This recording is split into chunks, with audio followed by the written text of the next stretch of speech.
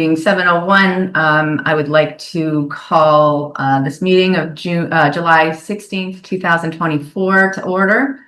We're waiting for one more member, but we have a quorum, so I will take a roll call vote or a roll call right now in the order that I see you. Rich Gazzardi. Gazzardi, present. Thanks, Rich. Cindy Markowitz. Markowitz, present. Thank you. Mark White. White, present. And Werner, present. Ian, let's note when Chris joins us, okay? So we can take a time. This meeting is being conducted for the planning board to conduct a working session to discuss municipal uses, et cetera, et cetera.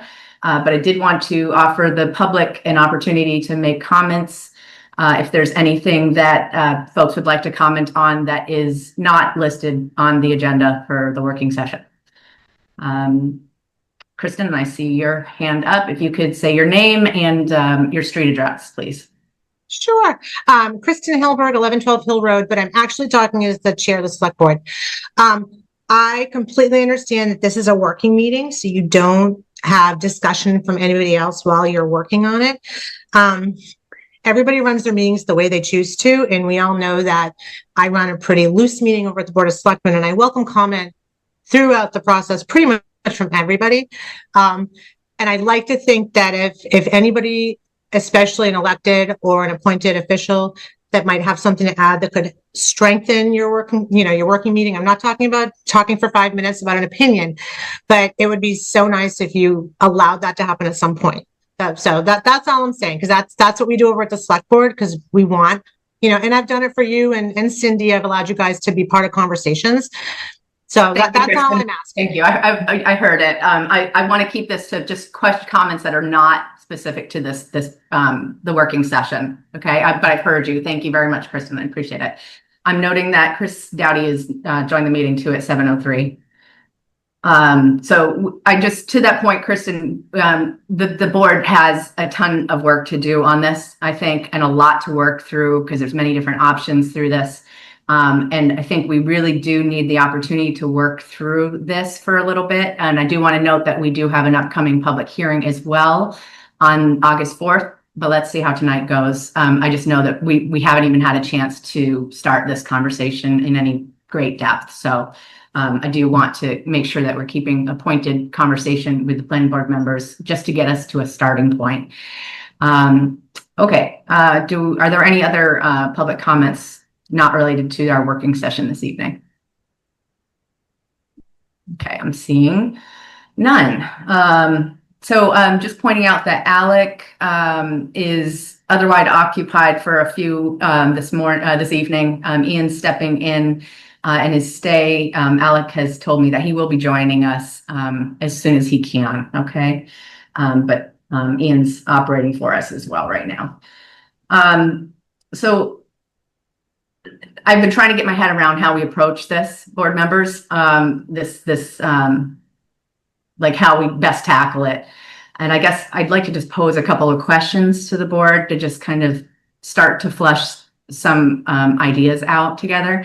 I know that Cindy has offered some stuff. Rich, you pulled a whole bunch of documents together. Mark, you also shared a bunch of information with the board as well. So we have those as starting points.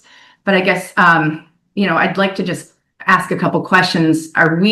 Is the board thinking about this as an edit to the term municipal uses, or are we trying to tackle the bigger public safety issue for the town? So I'm asking that question first, and I'd love to see what the board wants to say about that. Go ahead, Chris. Love your opinion. So I think simple solutions are good. We can do both at the same time. I guess we need to address the ability to do something municipal in the town. And there is something municipal in the works. So, which is public safety related. So I think both work. I like the draft language that was already provided. I think we don't need to completely rewrite the whole bylaw or anything. We just need to, simple, small changes, hopefully have the least unintended consequences and impact. And so you think you're voting for not voting, but you're going for fixing the entire public safety issue at this time? Am I gleaning that from what you're saying, or just strictly sticking to the municipal uses at this point? They're the same thing. Well, I just think maybe one has a more streamlined path forward, and maybe might be quicker to get to versus tackling the entire thing, in my opinion. But again, Rich, go ahead and weigh in on that. Yeah, I guess the entire thing in my mind is municipal use, and then the focus thing is public safety facility, right? Am I thinking about? Am I tracking your question? I think yes, you are. We know that we have this issue for all the different uses, or there's a more focused look at fire stations and accommodating a fire station. We know we're going to have to get there at some point, but I guess what I'm trying to tease out here is there a quicker way forward just to deal with fire stations at this point, and then we take a little bit more time to back up and look at all of these uses townwide? I mean, my take is I think we take a swing at municipal use, public safety being a part of that. I would like to get, if we can get municipal use solved, because we've done a lot of research, and it's a matter of us going through it and understanding what the pieces are. If we can't get there as a board, or if we go to a public hearing and it becomes evident that it's just going to be too much of a mountain to climb in the time frame, then I'd be comfortable, saying, okay, let's get a public safety use approved. But I'd like to start with a bigger swing than that. So anyway, that's kind of where my head's at right now, but let's see how this goes. Okay. Yeah. Thank you, Rich. Appreciate it. Mark, go ahead. I guess I agree with what Rich said. I mean, municipal, we got a municipal problem to solve, which public safety is the primary component. I think we can, from what I've seen from the other bylaws, again, that was kind of the utility of looking at how other towns handled it. They just separated the residential component in a way that made it more palatable, and I think it would make it more palatable for the town, is let's deal with them both at the same time, and with the primary intent of getting the public services, the protection services, at the top of the list. But I think we can do it both, because when we do one, we're going to end up doing the other. Thanks, Mark. That's great feedback. Cindy, thank you. What's your opinion on that? Yeah, I think certainly we can talk about, and I think we should talk about sort of the broad issue of municipal use. As you know, I sort of focused last time on sort of drilling down into public safety, because my explanation is that I think it might be an easier or more simple topic to narrow down. I think when you think of municipal uses, you get into sort of things that we can anticipate and things that we haven't anticipated yet. Some of those might fall under sort of a municipal utilities definition, and I think that is a separate entity. Currently, our public utility definition doesn't account for municipal uses, so we start tinkering a little bit with utilities. And again, there are other municipal uses that maybe we haven't anticipated. So I think in the interest of trying to streamline this and get to a town meeting in October, my general thought is to focus on public safety, but I'm certainly happy to broaden the discussion, initially to see if it makes sense to talk about something broader. But my general sense is easier to focus on a more limited subset of municipal being public safety. Thanks. Thank you everyone for your feedback. I appreciate it. Noting that Alec Wade has joined us at 7:10. Yeah, it's a lot to get your head around, or at least for me, just like the different options that we could go down for this. So I see maybe the potential for 3 paths forward, but I would like to also talk about that amongst the board and see kind of what people's temperatures are for that. And this is by just kind of observing how the board's talked about it during our last meeting when we discussed it. And I'd like, I'm going to offer 3, but I'm going to also ask for the board members to please weigh in on another option as you see it. And then maybe we can just talk a little bit about, if there's pros and cons to the versions of this. So I have 3, but yeah, please offer additional ones when I get through it. So I'm seeing, we could do a buy right everywhere option, right? We've heard that from some members of the community.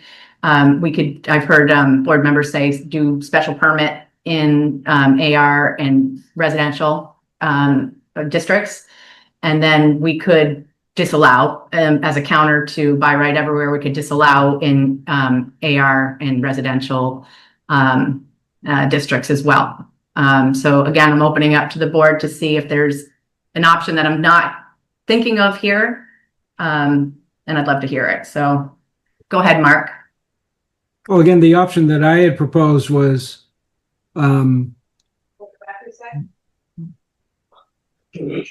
right everywhere, but with carve out for the more onerous municipal uses, such as sewage treatment plants, which is probably the worst one. And then we have to kind of go down a list of what other things we might anticipate that we would then put into a special permit process, and maybe not in residential or maybe in residential. And so by right, whether it's by right in residential or special other things by special permit only. I mean, things like wells, right? I mean, a well is a municipal use, and really I wouldn't want to say you can't do it in residential, but if it's going to be a problem, then you say, well, then by special permit. So I think there was 3 tiers of that. One is by right everywhere where you remove so that's why you say protective services by right everywhere. Then other municipal uses, like office type of uses, maybe we cut that down to different zones, or whether we cut it down to the all zones, but with special permit. And then the 3rd tier, which was more onerous uses, municipal uses. So I see 3 tiers of municipal use. And then what I've seen virtually in every town, I mean, many towns allow all municipal uses in all zones. A much smaller number of those, subset of those towns does recognize the differences between those 3 tiers of uses. And I think that that's probably where we're headed, because, if we just go all municipal uses in all zones, we're right back to where we started. So I don't think that's going to play. So clearly that's not on the table. You take that one off, and then you say, well, okay, well, how do we take the scary parts out of public protective services? So I just want to make sure that gets laid out in those 3 tiers, because I think it's important to kind of view it that way. Thanks, Mark. Go ahead, Rich. Yeah, in the 3 paths forward that you identified, buy right everywhere, special permit in ag res, and disallow in AR, were you talking about all municipal uses, or were you talking about public safety? So this is literally me just trying to get my head around what versions of this might be, just to help orchestrate, get the temperature of the board on how we're going to best project this, and then see which ones we want to jump into tackling, because my gut says that there may be more than one option that we're preparing here. And I'm trying to see if it's 2 or if it's 3, or, or is it 4 options that we are talking about here. So did that answer your question? I guess. And what I would say, I think that if it's by right everywhere municipal use, I think we got an answer on that already, right? Good, bad, and different. Town said no. Yeah. So if it's firehouse or I'm sorry, public safety only, then yes, I think that is a viable option of the three that you identified. Special permit and ag res, if it's municipal all, I guess because it's I would say that this list of three works if you're talking about public safety as three potential options. Yeah. If you're talking about municipal in general, I'm going to agree with Mark, what you added, which is many towns, and it's all in the data, like out of 20 that I looked at, I think a dozen say by right everywhere. Let's set that aside for municipal, right? Forget it. That's not what the town said. So, but there are towns that do. So I think we have to segment. The option would be, if we were to go down the all municipal path, I would suggest, and I think Cindy, you were kind of maybe starting to present this last time, not to put words in your mouth, but I'm just trying to digest, sort of reflect on what you presented. I think we have to distinguish the uses. And I think, Mark, that's probably what you said. And I think, part of that, we already have uses in town that we could capitalize on or begin to build that table, right? Like town offices, right? We have town offices in ag res, right? So we can decide, okay, are we good with that? Or no, we're good with that if it's a town hall building, or we're good with that if it's special permit. But I do think special permit can be on the table. But I do think the fourth box I would add, these three to me are so discrete, it would be for public safety.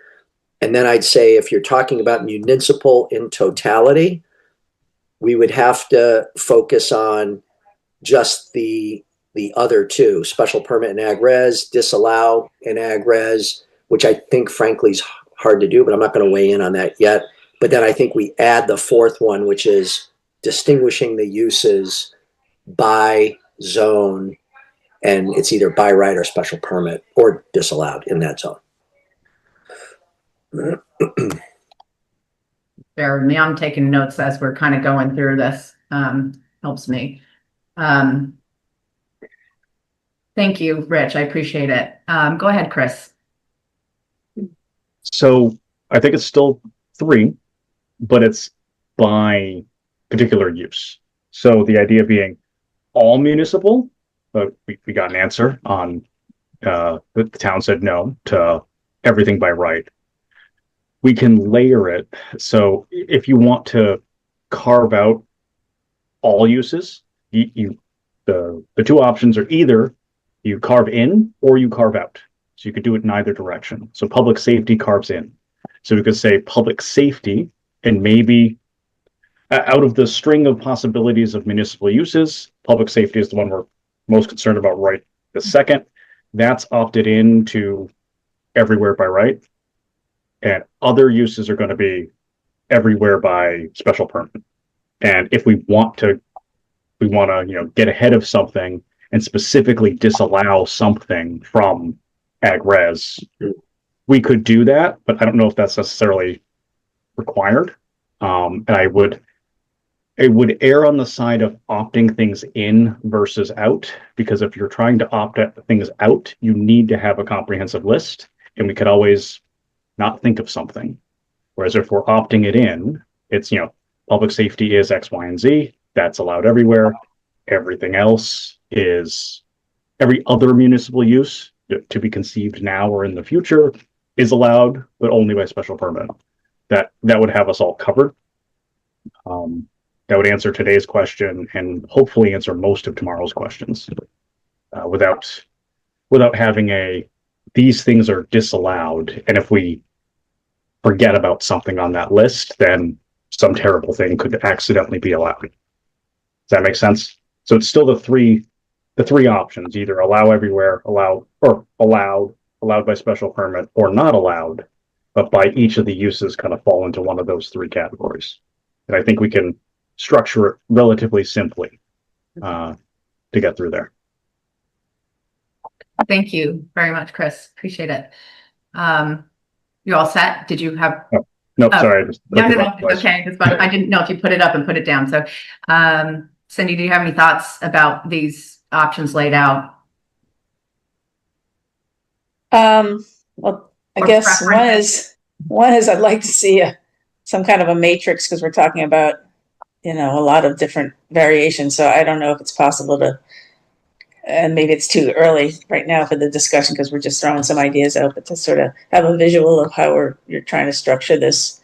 Because it's a little bit of a decision tree, I guess, or some other form. So again, being a visual person, I like to see this sort of laid out because we don't want to mix our terms. The other thing I was going to ask is one of the documents that I shared has to do with getting a baseline answer. And I know we've asked the Fire Station Building Committee this, but I posed 2 questions that I'd like to ask the building inspector in order for us to get a baseline on whether, I don't have the document in front of me, but basically whether the office use would allow the fire station, and this is something the building commissioner should opine on, and whether the existing fire station would be considered a pre-existing non-conforming use. And I think it's important for the whole board to hear an opinion from the building inspector, and then perhaps, depending on that opinion, ask the ZBA, because they are the authority, as we've learned from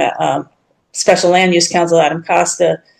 It's not a legal interpretation, it's what our Zoning Board of Appeals and building inspector determine. So I appreciate where we're going on the discussion, but I wanted to throw that out there and ask if the board is willing to pose those 2 questions. I'd like to make a motion, actually, unless you folks haven't had a chance to look at the 2 questions, but to pose those questions to the building inspector and get some definitive answer just on those 2 items so that we know what our baseline is. So Can you put the questions up on, if we're going to be talking about questions for the public, let's put it. Sure. Yeah. I don't know if you want me to do that or someone else has access. Questions, Cindy? I'm sorry. It's under the what clarification document in the folder that I put in. I'll have to bring it up. Ian, Alec, can you pull that document up? Please. It's under Cindy's documents, and it's called clarification. I pull them up. I guess, Cindy, if it's a firehouse today and it wants to be a future firehouse at that location, wouldn't that be that's a pre-existing non-conforming use, but it's an expansion of use, so it would require a special permit, right? What is that? Well, we haven't gotten a definitive answer from the ZBA, which is the entity that would make that determination. So all I'm asking is if we can agree on to ask these 2 questions and get an answer to these 2 questions, I think that would at least, it's just something that should be asked and answered before we move forward on proposing new bylaw. I guess why wouldn't, I'm not the code enforcement officer, I'm not in the zoning bylaw, I'm not on the ZBA, but question 2, I guess in my mind, I think, don't I know the answer to that? The fire station is lawfully pre-existing, isn't it? It's not, they're not shut. We think so, but we're not the determinants of that. I think the Zoning Board of Appeals or the building inspector would have to make that determination, right? So I'm just trying to lay the groundwork so that we know what we're working with here. Being a member of the Zoning Board of Appeals, I would say that it's a lawfully pre-existing non-conforming use because it's been in existence for over 10 years. If it's been there for more than 10 years, it is de facto. We just had a discussion of this last night on another application. De facto, it is now conforming. Okay, so that answers that question. So the first question, we get to answer that question. That's what we're here to do right now. I think that, my understanding is the building commissioner is supposed to determine use. Only when there's an application before him, but we're the planning board, we write the law. We're here to write the law. That's what we're here to do tonight. We're here to change it so it's clear, so that there's no question for the building commissioner. He doesn't have to make a decision because we've made it clear for him. I think that's exactly what we're here to do. Well, I think the questions should be posed to the building inspector so that we have an in-writing response. Mark, you are a member of the ZBA, but it seems that we ought to get this formally agreed upon or not. Ask your town planner on the question too. We answered this question last night. Well, I would like, again, the planning board, I guess, and I'm making a motion that the planning board submit this to the building inspector for a response. So I How does move that that. advance? I mean, you can make the motion. How does that advance? We can discuss it. Yeah. How does it advance the objective? I think it sounded to me that there are folks in town that didn't know the answer to this question, and I don't think we, the planning board, it's not the planning board's we're not don't have the authority to make these answers. I think the ZBA does, or the building inspector. So I'm just trying to get a baseline understanding that we all agree on these two items. And I believe, again, Attorney Costa in the FAQs that we sent him, or the questions that we sent him, indicated as much. So that's what I'm just trying to establish, that we aren't the authority that makes these definitions. It's the building commissioner or the ZBA. No, we write the law, he interprets it. So to Rich's question of how does this advance what we're trying to accomplish right here, that I don't see it advancing anything. I think our job is to clarify it. That's what we're here to do. Yeah, and Clear. Then Well, I think, I guess the way I see it advancing it is that if you agree with number one, that professional or business, the fire station could be a professional or business office category, then you do have zoning that allows for the fire station in the business district, or anywhere that professional or business office is already allowed. And you already do have zoning to allow for a fire station. in Okay. one We know specific, we need the use. We know we need that's- use beyond that, because there's Yeah. multiple locations that are not just in the business district, right? yeah, our task is to provide a proposed amendment that would allow for all of the locations the fire station building committee is currently considering. So a clear answer on this question would potentially check that box for one of those locations, but that is not our task. Our task is to clear potential advancement on all of the locations. So we can certainly ask the question, but I wouldn't slow down anything waiting for an answer, because that's not helpful. I'm not suggesting we slow it down, but I think if I don't quite agree with your interpretation, Chris, of what our task is. Our task is to provide zoning for municipal facilities that include fire stations, but doesn't have to be every. So I know that the building committee has asked us to consider all the sites that are currently under consideration as part of the zoning. But what I'm trying to do is set the baseline, and that there may be existing zoning that allows for a fire station. And I know it's a little circuitous, but I believe that's what our attorney instructed us to do. So that's what I'm trying to do. I don't think there's any harm in asking the questions, and then we can continue to move on with the rest of the discussion. I mean, So we have a motion on the floor right now. I think we've spent more time talking about this thing than it would take to even get the answers to these questions, and just to have it in our back pocket. So I will go ahead and I will second that motion to go ahead and advance these things, just to get this, cross our T's, right? I don't think it'll stop us from moving forward today, but it should be a pretty quick turnaround for information, just to resolve these questions. So more discussion on that, or?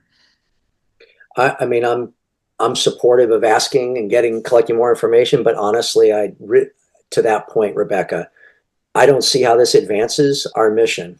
And yeah, I'm okay with asking the question, but like if this becomes now we got to wait for this answer, I'll vote against that one.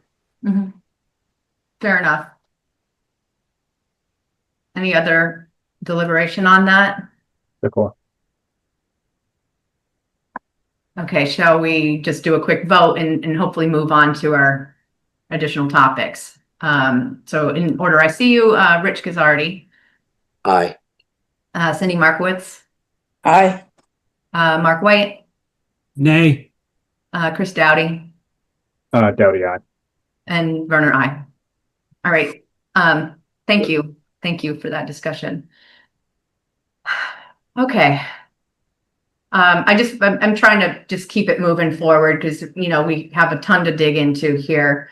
So I'm hearing from the board members that we may have 3 options to progress for the town. Am I getting that correctly? Or I thought, Four, I thought we were Right. taking off I thought we took off the by right everywhere. oh, yeah, if you're talking about municipal use, if we're talking about a broader question of municipal use, then yeah, by right everywhere is off. So then you have special. Unless we do just the public safety, right? Right, then you have, if it's just public safety, then you can add that in. But then the third one being you're adding this, segmenting the uses. Yeah, thank you, Rick. So I guess I'm trying to, I'm of the opinion that if doing municipal uses, I know we do have to resolve that problem.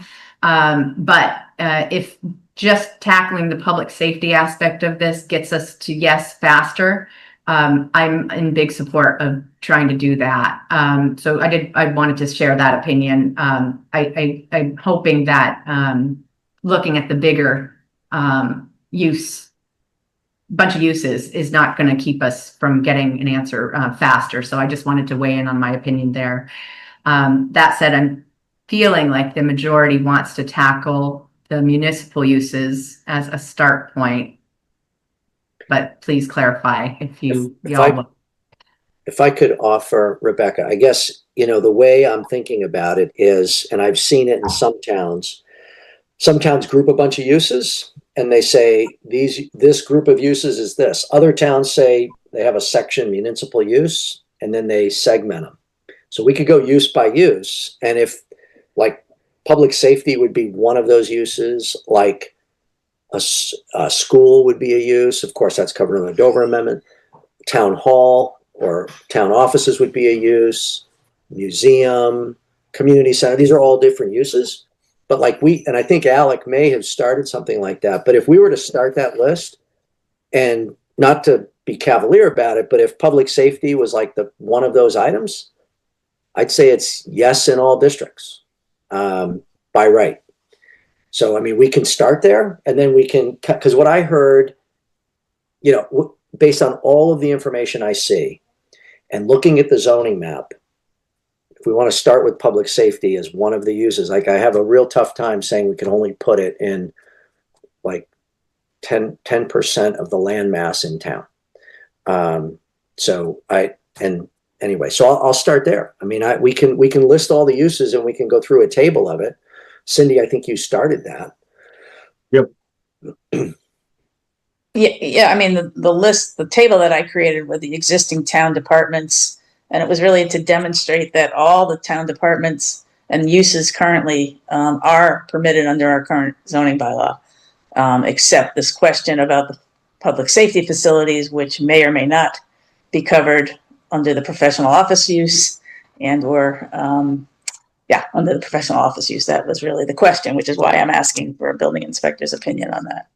But that was current uses. And then, of course, we have future uses. But my point was, I don't know that we need to create more definitions for museums and libraries, because I think the point of the table is to demonstrate they're already allowed. They are? Yes. Would it be helpful to, I'm hearing you, Rich, about looking at the table. Would it be helpful to pull up that use table that Cindy already went through and kind of prioritized for us? Sure. Alec, can we go ahead and do that, please? Thank you. Yeah, it starts on page 5 of the fire station zoning deck.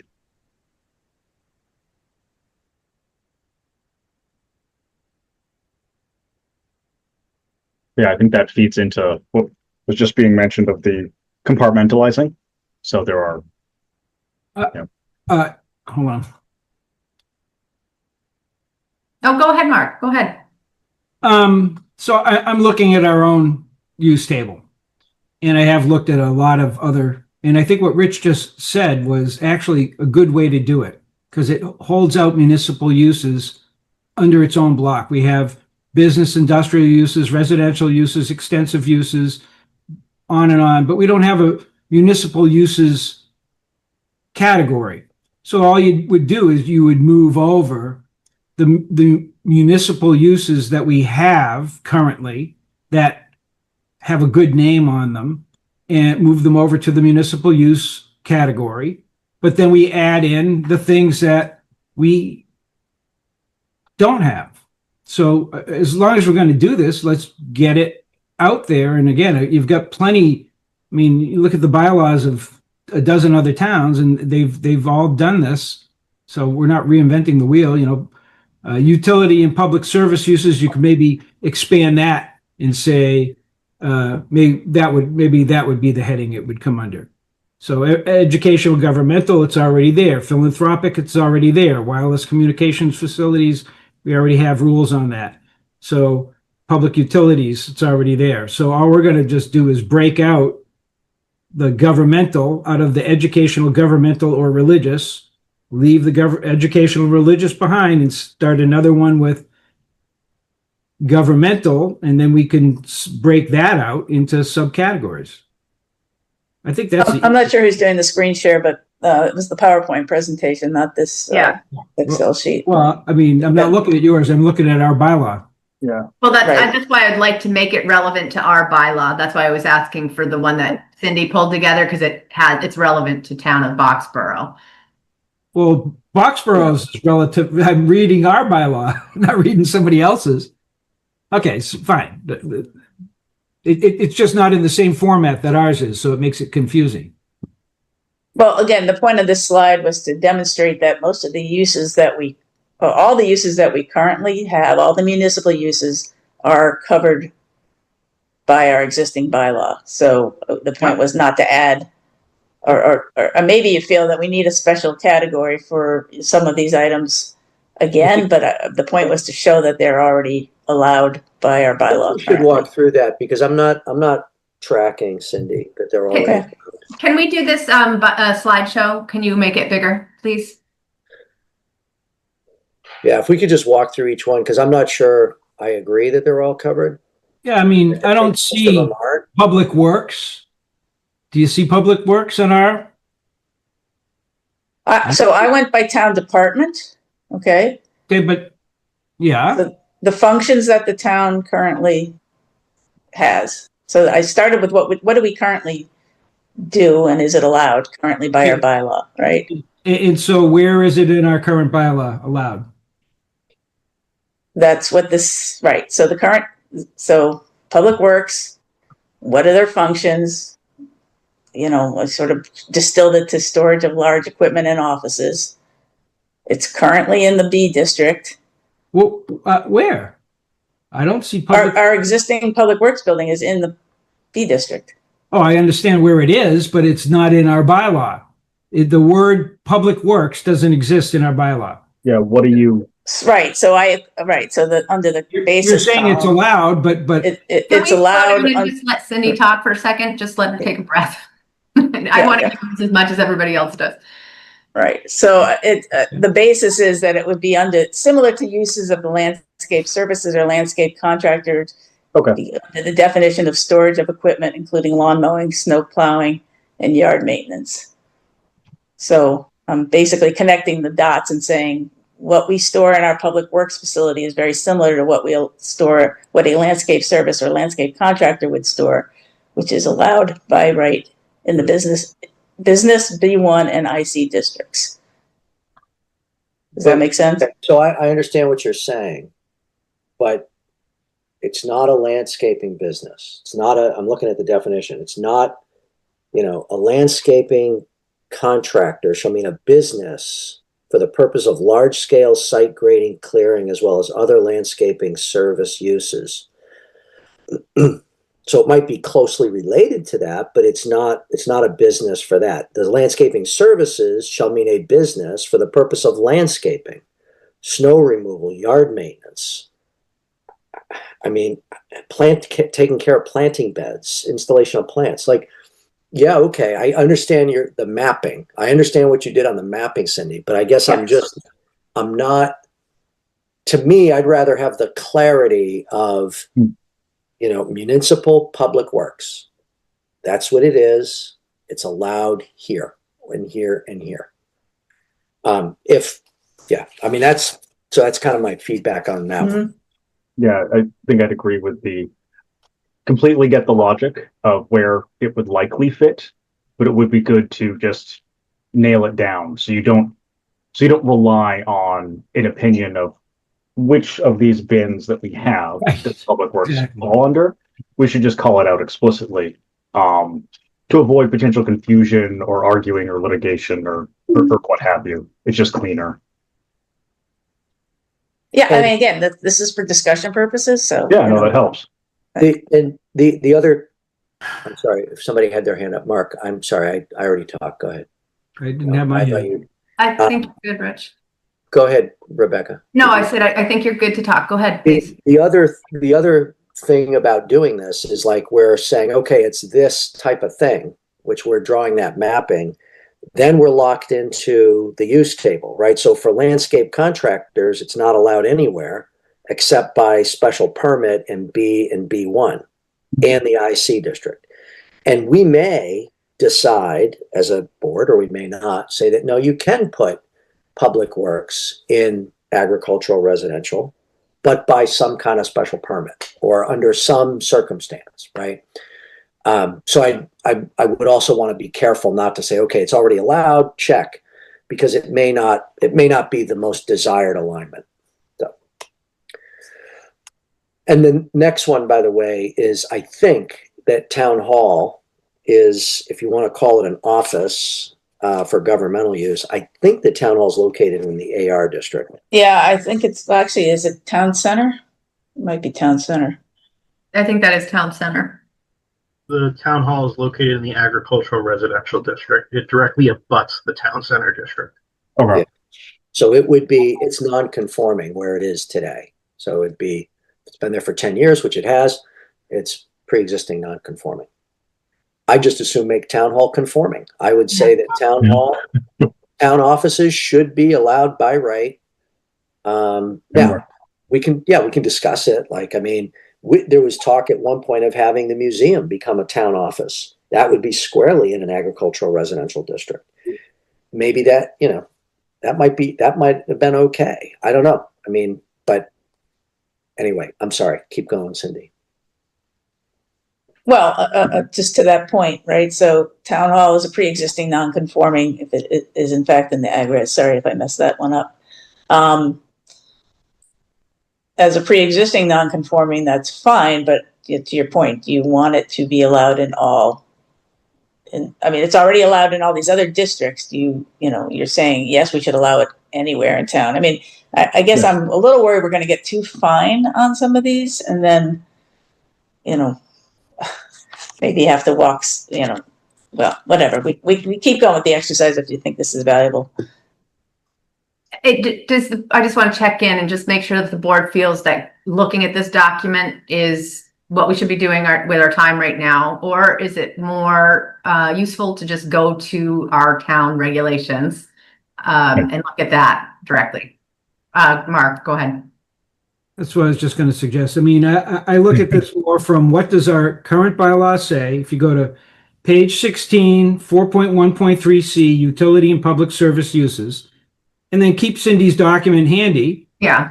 And then basically, if you build a spreadsheet and extend the grid, then we start plugging in these different subdivisions of municipal uses. Then I think then we can quickly determine the ones that we can agree on, for example, and then we can argue over the ones that we don't. I think that's probably a really good place to go because it gets it in front of our face in a way we can see it. So Alec, if you could build a quickie spreadsheet with 1, 2, 3, 4, 5, 6, 7, 8 columns, you could just populate the AR, the districts, and then start to see what we would do in each district for each use. So this is kind of, I mean, and maybe we'll blend them together, and maybe we'll say that Council on Aging Community Center and Town Hall might be treated the same way.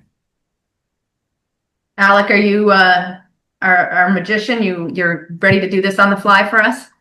I can do it on the fly. Just give me 5 minutes to get the table set up. Fantastic. Thank you. Yeah.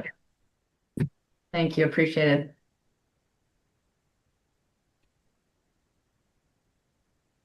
As far as populating this, Mark, you're using these, are you using based on this document here, or are we going straight off our use regulation thing? No, I'd start with our utility and public services category, and then can start to use Cindy's, and then basically start to fill in. But it gives us a working document that we can all kind of point to. Yep. Yeah, No, if there's something missing, like public works wasn't explicitly in there, so we add that as a line. Right. As we see something that is in there, we move on.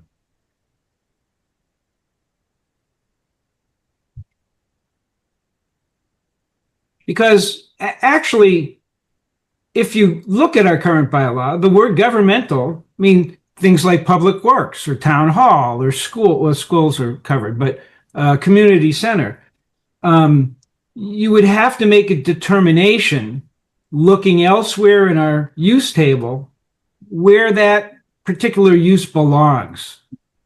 And maybe that's what we do. We just go see, well, okay, if it was a community center, where would we have looked? Yeah.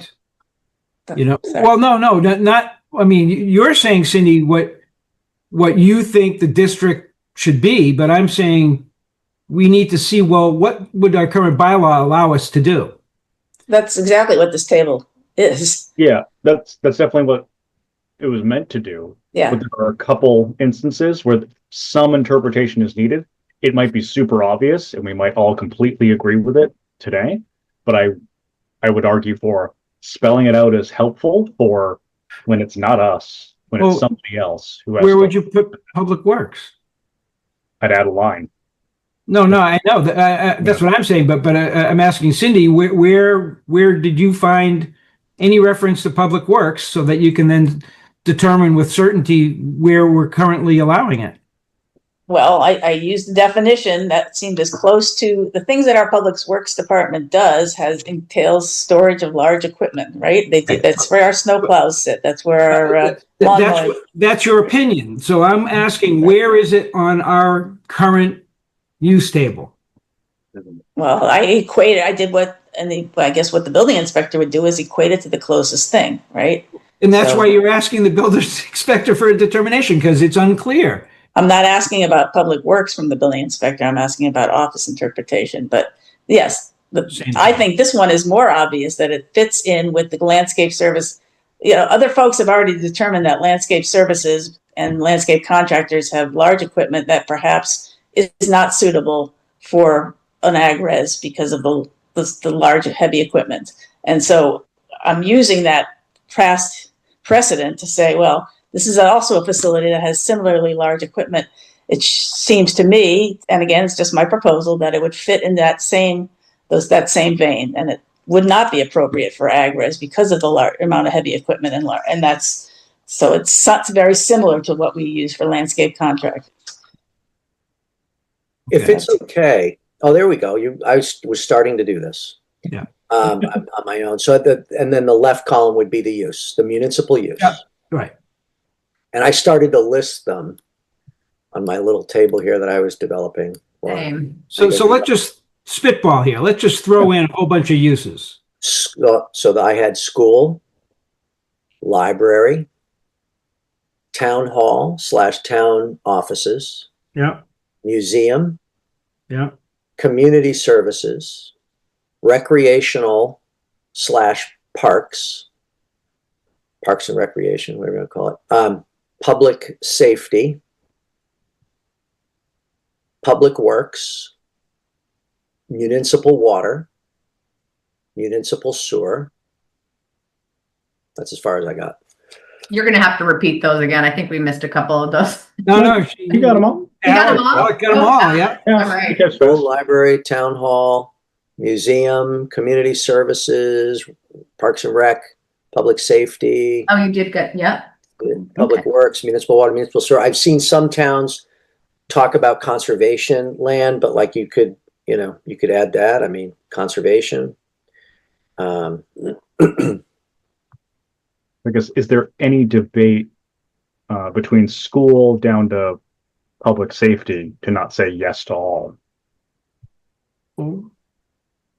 Well, again, I think Where? some of these are already covered.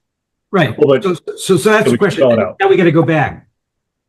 Where's our? Are there, did I miss some? I mean, I just, that Yeah. spitballed No that problem. out of, and I keep saying it, but I kind of, I'll be honest with you, my thinking has sort of been modeled after Harvard's bylaw, not Harvard, the university, Harvard, the town next to us.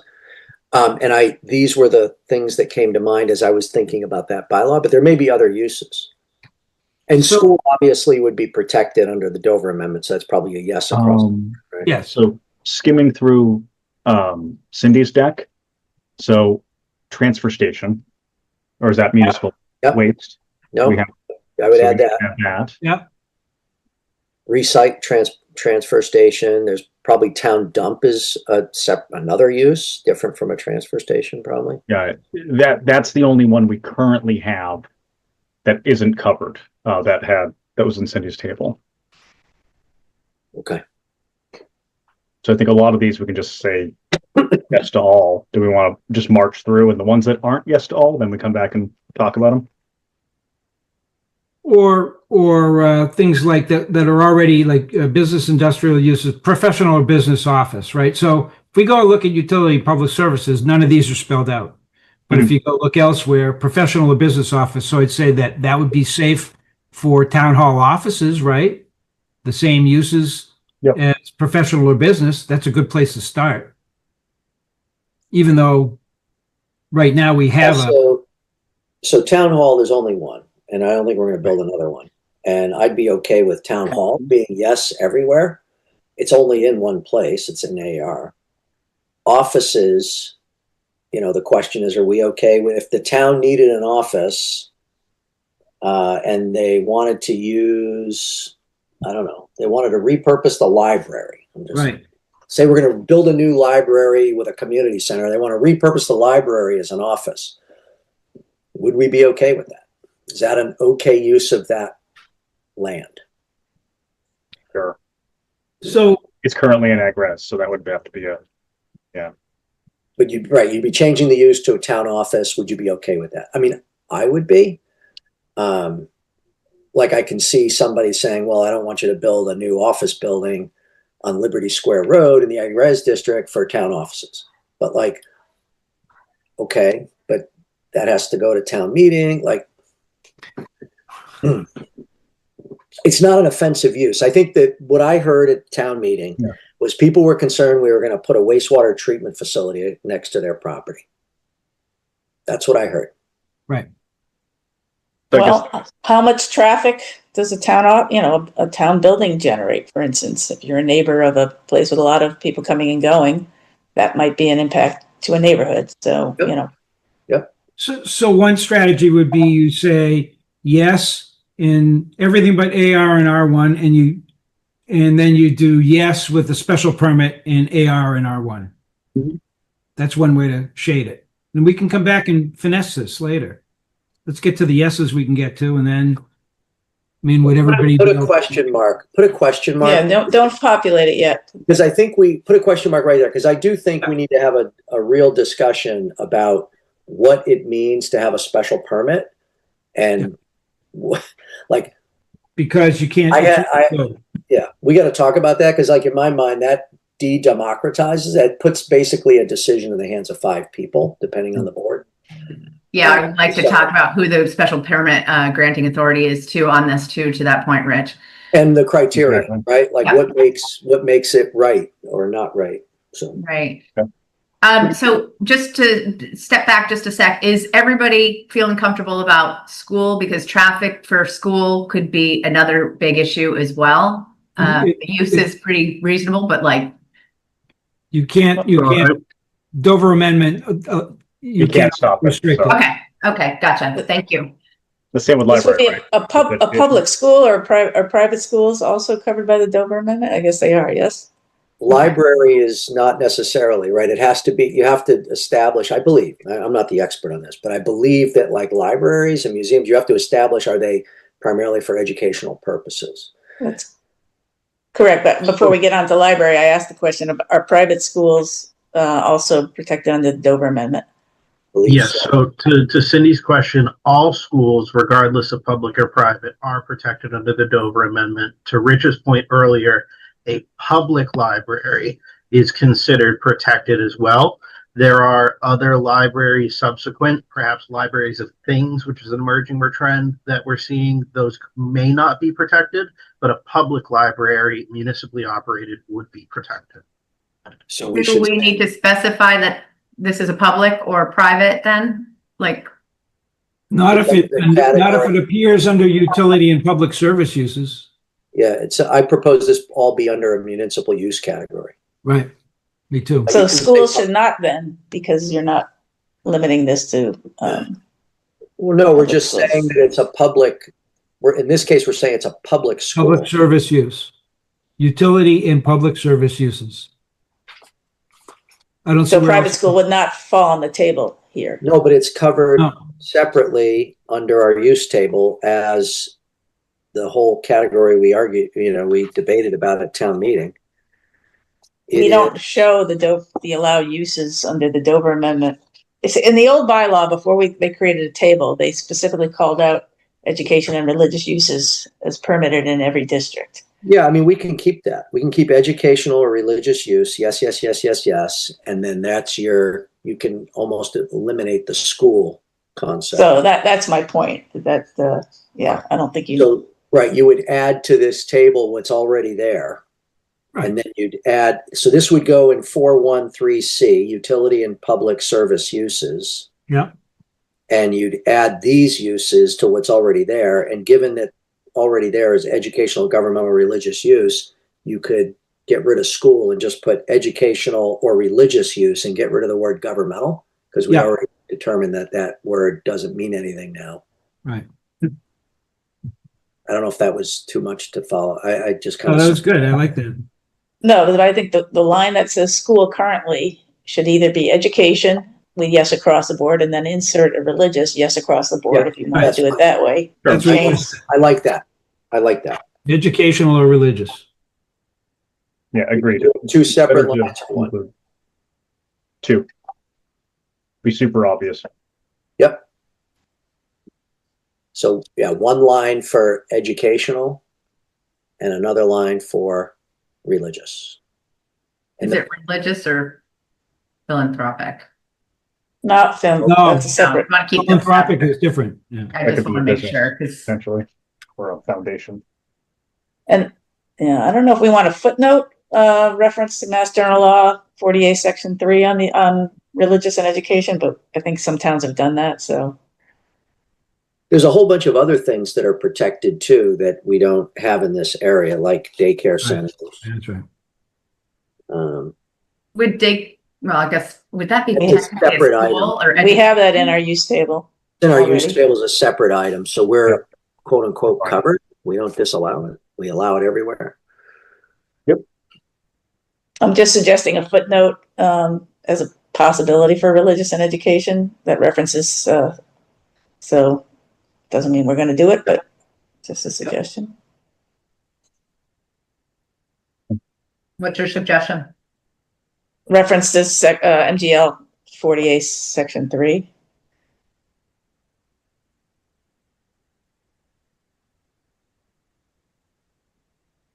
All right. So museum. Right now it's in ag-res. And I don't have a problem with a museum being anywhere. Let's say yes all, because you can argue that it's educational. it's true if it's a municipal museum. Yeah. Then you could. Yeah. What about private museum? You have, well, this is public service uses. I mean, you have schoolhouse number 2, right? Mhm. That's kind of a museum, a historic site, a museum. So, I mean, I'm reading right now, the troubling challenge posed by the Dover Amendment is the statute no way identifies what is meant by educational. There's no clear definition of educational purpose. It's left open for very, very broad interpretation.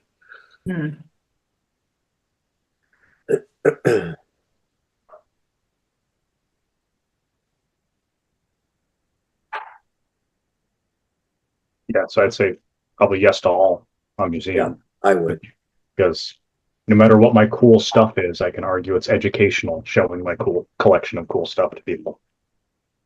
But again, this is public museum only. This is a town-owned facility. Yeah, so our So cool stuff. your private collection may not necessarily pass the test, but Do Well, we it's need to public clarify that? service. It's public service. Is this section, right?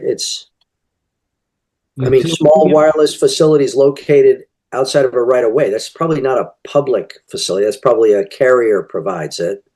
A philanthropic use is probably, so it could be a public, it could be a private museum. I don't know if private museums fall under the Dover Amendment. The use does have to be primarily for education. So I think anyone can make that case, but I don't know. Maybe Alec has done research on that. Yeah, I guess I'm not suggesting that we limit. I'm suggesting I'm not sure what is or isn't covered under the Dover Amendment based on a museum. Unless, Alec, you're telling us that the rulings have been publicly owned museums are deemed educational under the Dover Amendment. In which case, schoolhouse number 2 wouldn't be protected under the Dover Amendment. But it still would be, we could make it an allowed use. You're saying schoolhouse is not owned by the town? Is it privately owned? I believe it's privately owned. I could be wrong. I mean, we may want to get some legal interpretation as well. So, if we're not sure, we shouldn't assume. Well, I'm just saying whether it's Dover Amendment or not, I'm okay with a museum being in any district. Yeah. But again, you're talking about traffic. Could be a very large museum. Like a Cordova. So why don't we put yeses in the B in the right hand 1, 2, 3, 4, 5 columns, and then put question marks in the AR. We'll circle back to it. Yeah, and you might want to put a question mark on town center too, because maybe what we're saying is, look, the museum's okay as long as it fits what we think of as a museum, right? But if it's this massive, I just did a quick Google, and it says that they're not explicitly protected museums. It exempts certain high priority land uses, including religious and educational uses, and some forms of local regulation. However, specific exemptions or museums are not mentioned in the amendment's text. Yeah, but if you were bringing a museum to town, you'd make a case for it being educational in nature. 100%. Yeah. Yeah. Well, let's keep going, because the more green spaces we got here, or the more filled in spaces, make us feel like we get someplace. Community services. I think that has to be everywhere, because I think so, because remember, the town votes. So some of these things we can't necessarily vote on, like a museum, if a museum comes to town. But if we build community services, it requires a vote of town meeting to fund it. Yeah. So, I mean, we have to include definitions on these. I mean, community service, anything could be considered a community service. You have to define it. True. Yeah. Yeah, sure. We can go through and define that. Yeah. So I wouldn't populate it until we have a definition. So, because you don't know what you're agreeing to.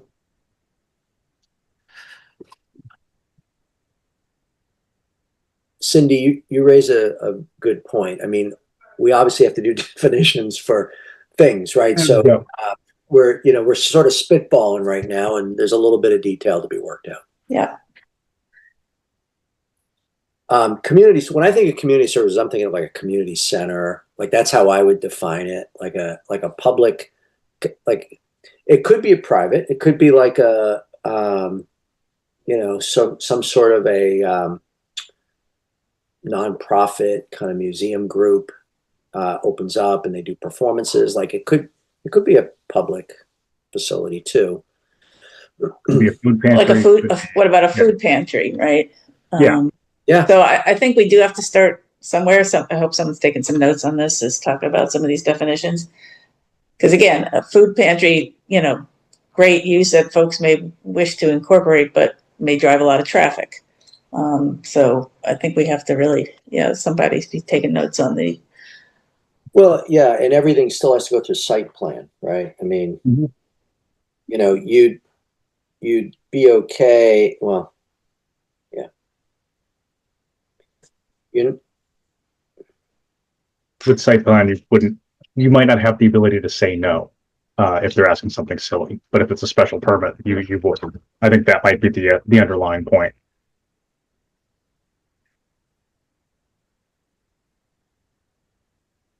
Okay, so are we holding on community service for now, or are we comfortable adding, we want a definition first? yeah, Or and we I could guess copy the museum line, so it's like yes in the business and such, but question marks. How's the board feel about that? I would prefer we define it before we start. in my mind, I think a community service, like I'm not, so I know that maybe we're veering a little, like we're trying to be all encompassing, but we've kind of gone bigger than municipal here for a moment, right? Like we're, you know, maybe we need to kind of like get back to that, right? So like if it's a public museum, if it's a public, like municipally owned community service or municipally sponsored community service, like if an arts center wants to come in and put, you know, an amphitheater in, like, yeah, maybe that doesn't go like, you know, somebody tears down a house on Liberty Square Road and it goes right there. Like, right? Maybe that's not what we're talking about. We're really, maybe we need to get back to the municipal part.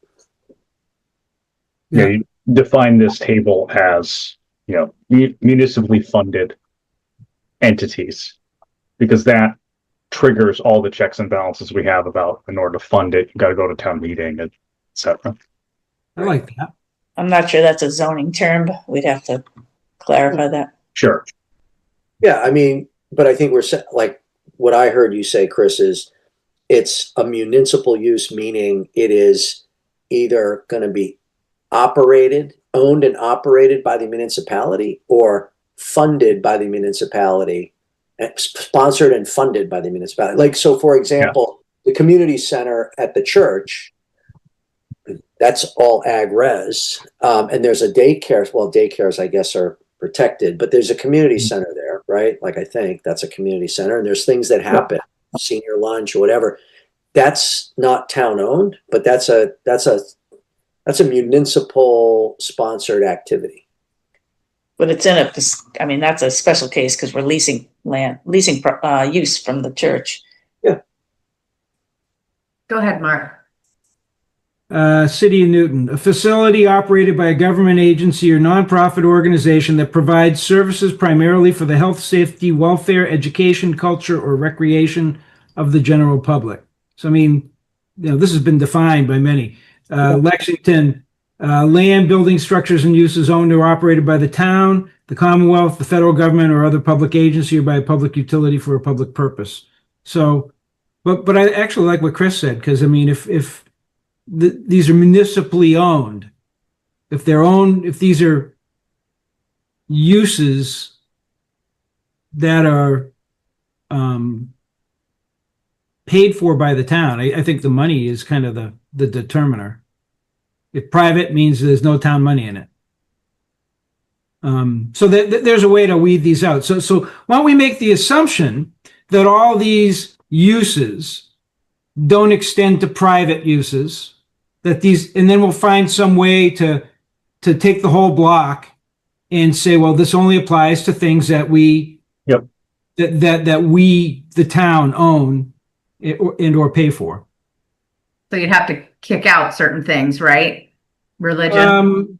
Well, no. I mean, all these things are, you know, community services, parks and rec. I don't see anything to kick out of here. I just see that if somebody comes to us with a private museum, it has to show up elsewhere in the table. It doesn't belong here. It's not being spoken to here.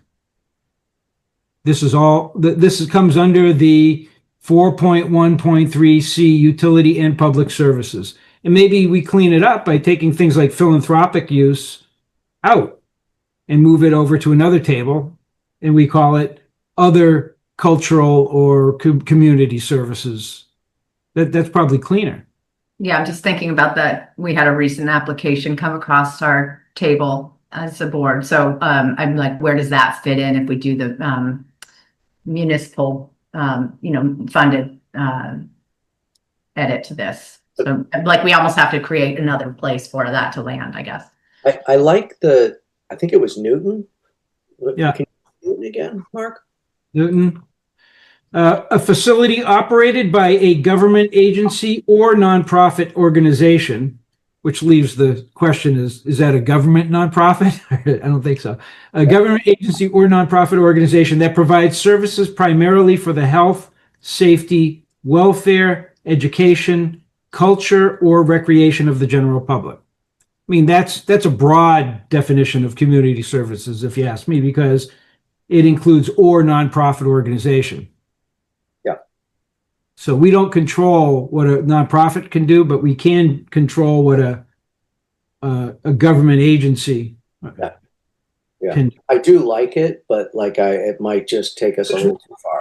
There's tons more. So that's what I'm saying. We can circle back with some language after a little bit of research that isolates this to explicitly what it is we intend, which is town right services. Yep. So as we go through these things where we need follow-up on it, can we just assign the person that's following it up? Is it you, Alec, for all of these so far? I just want to clarify before we go too far and lose track of some of these things. I think that's reasonable. So I understand pretty clearly the religious education footnote. I left myself a shorthand note here. If you're asking me to propose a definition, I can start putting something together ahead of your public hearing. I just want to get the board's blessing to do that. I mean, I think we should talk a little bit more about it before we ask you to write a definition on community services, but I'd like to kind of keep moving on this, but let's keep moving. But I don't think it's bad to have maybe a couple drafts at hand to be able to look at versus just reading them off today. I mean, if you could circulate a couple of versions, then the board can kind of add into it or weigh in on it, but at least it's a starting point for us. But agree on keeping moving. What are we? Parks and Rec.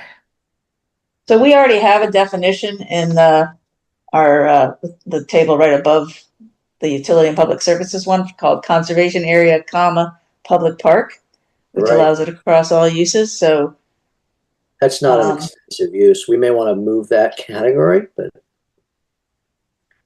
anyway, but you're right, Cindy, I agree. Yep. So it's duplicative. And again, we have to do this in a way that doesn't, we've got to make it clear to the building inspector that which definition is the most appropriate. So I don't want to have duplication, and we need to do a search on the word public on the rest of the table before we adopt this. Yeah. So, right. So I guess the question is, so we're saying Parks and Rec, this is conservation area, public park, but then there's public or private facility providing tennis, swimming, or skating. So that's allowed in certain areas now. I think we have public golf course somewhere in here. Well, actually, the word we have private golf course. It doesn't imply, right? You're right, that it's not. So public park isn't government municipal per se. So I guess, do we need to reinvent the wheel if we already have this covered? Probably not. I'd love to streamline our efforts as much as we can and not. And just, I'd say you have Parks and Rec is probably covered under 413B. If other people feel the same way, I don't know. Well, is a ball field a public park? I don't know. I would say it's recreation, right? But the term recreation isn't in the current. Let me see if it's in our definitions. Again, we got to be pretty precise here because. I mean, honestly, conservation area public park is not an extensive use. That should be in utility and public services, I think, maybe. And then the question on public or private facility providing tennis, swimming, or skating seems fairly narrow, right? I mean, if it's basketball, is that allowed? Yeah, pickle is a hard pass because that is not tennis. So that's a limiter. So maybe we do need to have public, it might be duplicative. We can go back and see if we need to thin out where it might elsewhere sit that needs to be carved up a bit. But I do feel like, we just put a basketball court in, right? I mean, is that covered as a public or private tennis facility? Well, we do have a sports or athletic facility or full-size public golf course is another use that's already delineated. But those would not be necessarily municipal. Right. Where is that, Cindy? That is under the business industrial uses. It's a business use. Mm-hmm. But it includes full-size public golf course.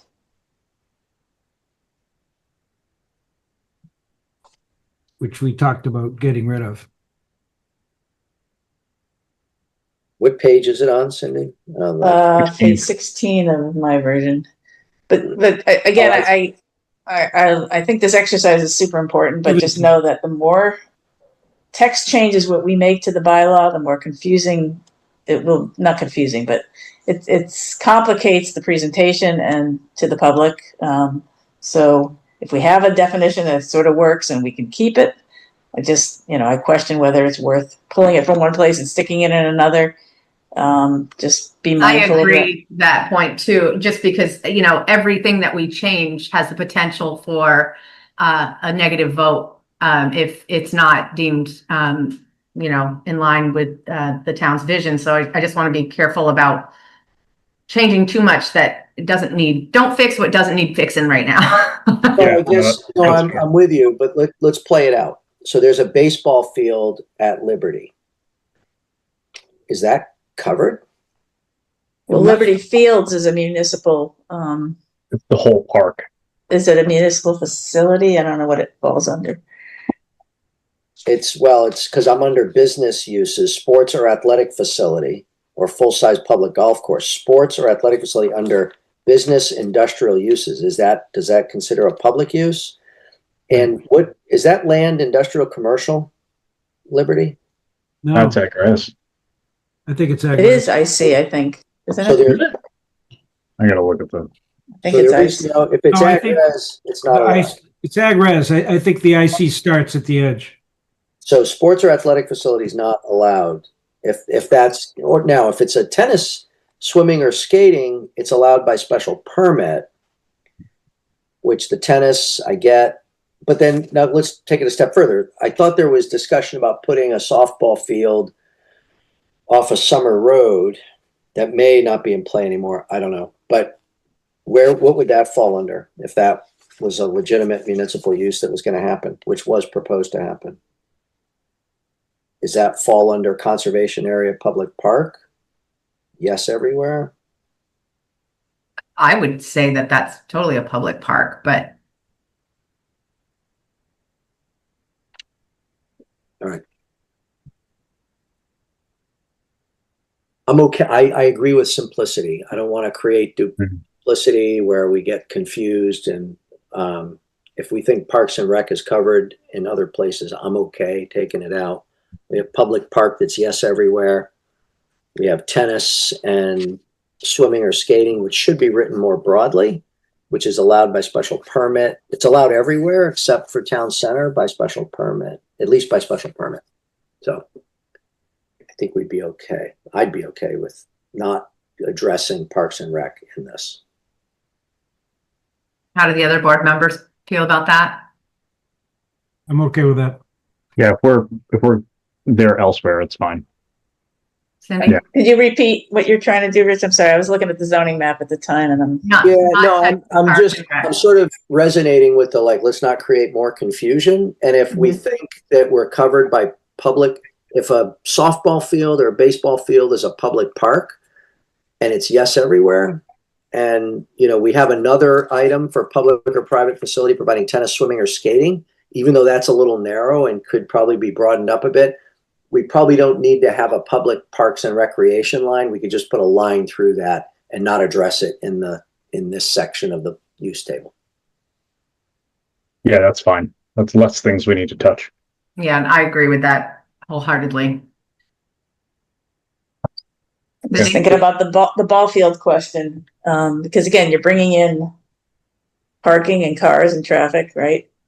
Currently, public parks are allowed, but I think, we don't have a definition for public park, right? So I'll take note in a bit. Gotta wait for this to.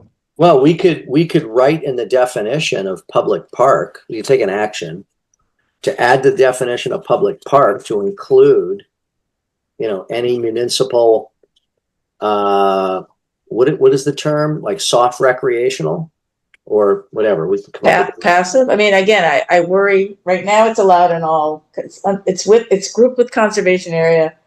It's allowed in all districts. If a new ball field were to go in a residential neighborhood, you will be bringing in traffic and noise. Not that it's necessarily a bad thing, but that would be it. It Something doesn't, that I don't think is currently called for in our bylaw. I mean, it doesn't mean it's disallowed. It just means there's got to, like, how are we going to approve it? Like, are we going to require permit? Actually, it would site plan. If it's under sports or athletic facility, and then it's not allowed in ag-res and R1. It is allowed in B&B1. It's not allowed in town center, and it's by ZBA or by special permit in OP and IC. So there is some guardrails around. I think what I would consider a baseball field would fall probably under that category. Well, then I would argue that we have to make room for public recreation, publicly owned recreation. I would say we keep it different than sports or athletic facility. Yeah, because it's publicly owned, right? Sorry. Yeah, they're both already in there. There's a public park in 413B, and then there's the sports or athletic facility in 413D. Right, but Cindy just presented that the softball field that was proposed at Summer Road, which may or may not still be on the table, could be considered a sports complex not allowed in the ag-res district. So it would be disapproved by a non-allowed use. Sounds like yes. What's a yes? Complex, though, to me, that's like an at-bats or something. Like, no, it's not a play field. Sports or athletic facility. So maybe we need to. Facility implies walls to me. But.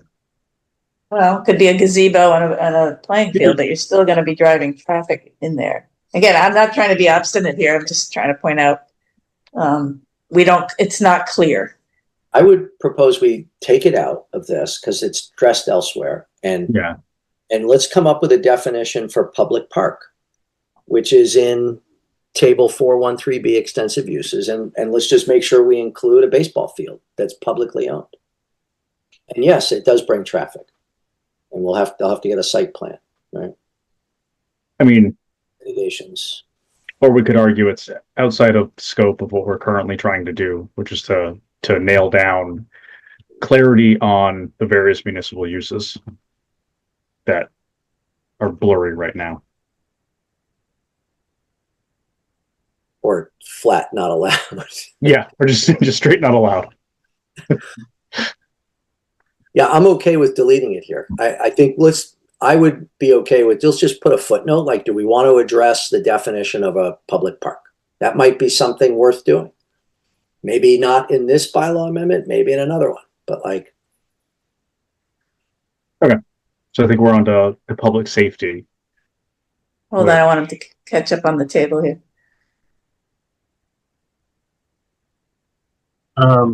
Madam Chairperson, if I could just interject, I want to make sure that I'm getting my marching orders here. So I've heard a couple different things. I think where we landed is that the board would attempt, whether at this time or a later time, to define parks and recs or parks and rec. So I should not borrow from elsewhere. I should instead search for definitions. No, go ahead, Rebecca. Go, Rich. No, it's okay. I was recommending that we not include parks and rec here. So borrow from, like, let the elsewhere in the bylaw cover this use, but that we go into the definition to define a public park to include a baseball field, soccer field,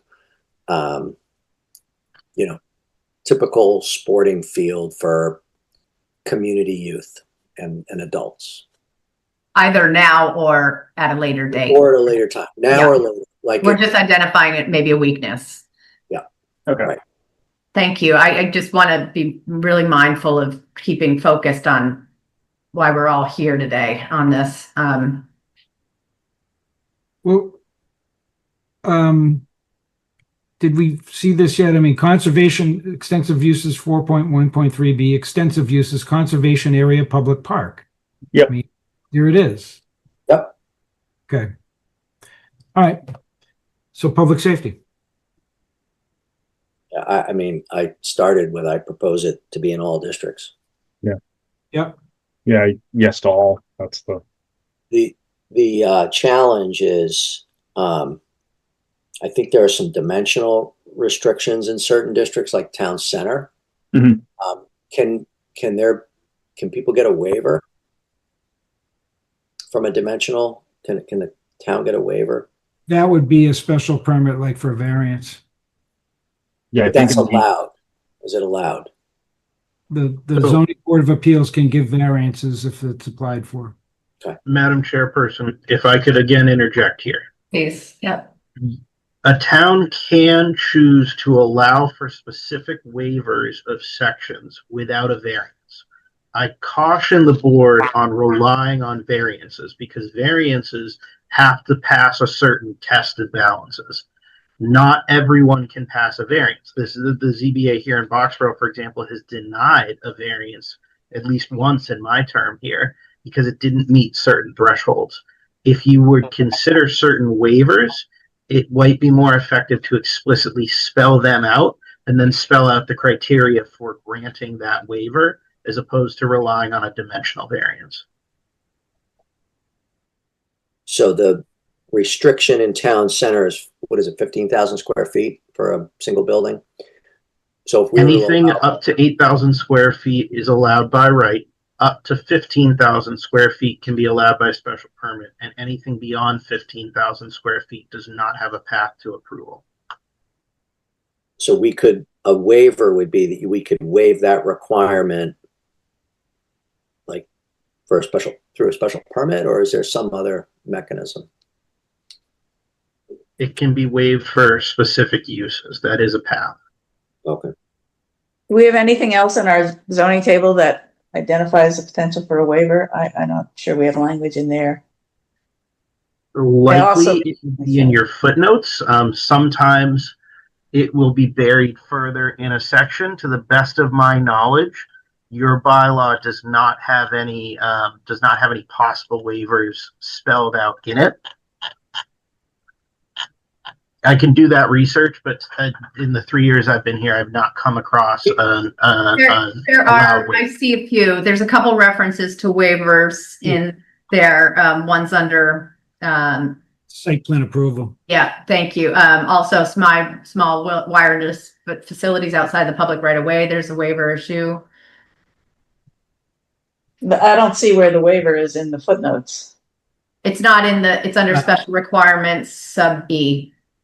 It just references a waiver of this requirement may be granted by the special permit granting authority. What section is that in, Rebecca? Sorry. It's under 7.23 sub E. I just did a search, Cindy. Yeah.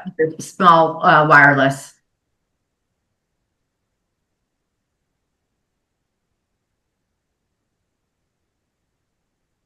And then yes, as Mark said, under site plan approval 2.5, there's 2.53. Yeah.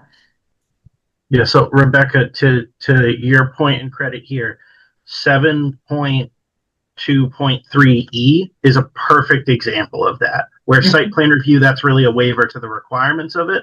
But yes, sub E there is exactly what I'm referring to. If you explicitly call out a waiver can be granted and how it can be granted, then you can achieve that and supersede otherwise stated dimensional regulations.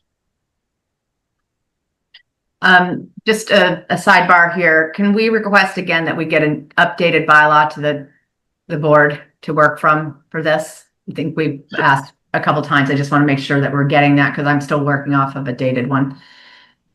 So yes, we can circulate for reference the one on the website, which is valid, or which is everything approved through ATM 2024. That I can circulate. We're still waiting on Attorney General approval of the provisions, but yes, in the meantime, go to your website and we will circulate this PDF version in your packet for your upcoming meeting. Perfect. For us Thank you. old-fashioned people, can we actually get some printout copies? Yes, anyone who would like a paper copy, just let me know. Okay, thank you. Mine's So there's the potential of a waiver, but I also, you know, I think we're all thinking of one particular site that this for the fire station that's considering one site that's in town center, and I just caution again that first of all, making a provision for a waiver in town center means all of the land that's in town center, and you know we may be better served, and this may not be immediate for the purposes of this particular article, but we may want to consider looking again at the 111 the 111 corridor, and perhaps considering map changes to change the zoning designation for some things that may have changed, like certain parcels that are still town center district that may not have been developed in the manner that we expected. So rather than make a waiver that could potentially, again, result in some unintended consequences, we might want to consider, you know, a potential map change. So just throw that out. Go ahead, Mark. The Zoning Act grants zoning boards of appeal authority to hear and decide appeals, grant variances, and issue special permits.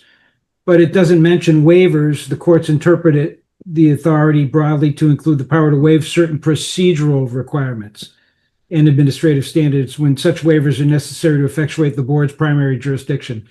So normally, if you're going to look for dimensional changes, it's a variance you need. When you're looking for procedural changes, it's a waiver you ask for. That's in state law, and it's not Boxborough bylaw. So they would probably have to come for a variance because you'd be asking for a variance from dimensional requirements or setbacks. So that's a pretty, I mean, we've given them. I mean, we give dimensional variances frequently. We never give use variances. So this addresses the use aspect of it. But the dimensional variances are based on all the criteria that relate to special permits, you know, so it's got to be advantageous for the town. Town has to see an advantage in it. But as far as allowing it, again, not every town, most of the towns, and certainly most of the towns that are comparable. And what I tried to do and what I included in the packet was I tried to find towns that were the same size as us, the same population, not the same size, but the same population as we have, without water or sewer, which is our situation, and use what they have done, and almost all of them, except for Lincoln, I think, allows public safety in all zones. And so, because they understand that public safety is the number one, it's the one thing that we all expect as taxpayers from our government is public safety. So I say we just say yes in all, and that certainly addresses the issue we saw at town meeting, is that there wouldn't be municipal sewer. I mean, we haven't gotten to that part yet, or there may not be town halls or offices in AR or R1, but public safety is the primary directive. So I think that has a good chance to pass when you take out municipal sewer and transfer station as not part of municipal. That, I think that's really what this is. We're down to the nub here, really. The rest of it is just helps. And public works too, because I mean, you probably don't want to trucks driving in and out in a residential neighborhood that are municipal because we can find other places to do it. But public safety is numero uno. That's my 2 cents. Yep, I agree. Madam Chairperson, I apologize for interjecting again, and I try not to interject that often, but Okay. I do want to just note one important thing here. When granting variances, it is not special permit criteria that's evaluated. A variance is granted based on very specific things outlined in Mass General Law, Chapter 48, Section 10. So if anyone's looking up a variance and the criteria for it, please refer to 48, Section 10. It's predominantly shape, soil, topography, it's geographic features. Just as a specific note, because our special permit criteria does not address variances. Thank you. But I guess I'm supportive of a yes in across the board here, and we can talk about it. Like, I know, the discussion centers on ag res, and is that the right spot? But I would say that public safety, it's education and it's your health. Those are the two things that kind of rise to the top of what governments offer. And I mean, I know somebody, yeah. So I would say it's yes everywhere. I heard like resistance to a specific location, and I heard concern over like really bad, more egregious uses. So I'd say the process worked, right? People voted down the location. Yeah.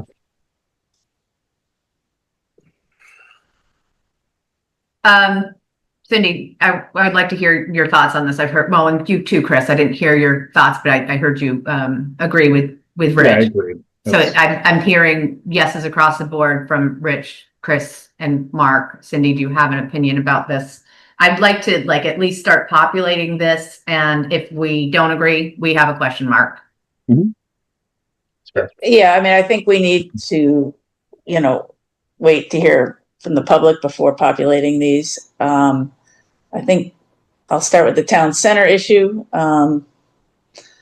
I would prefer, let's see, sort of an order of operations here, but I would prefer that an entity, I guess, first, if the site doesn't,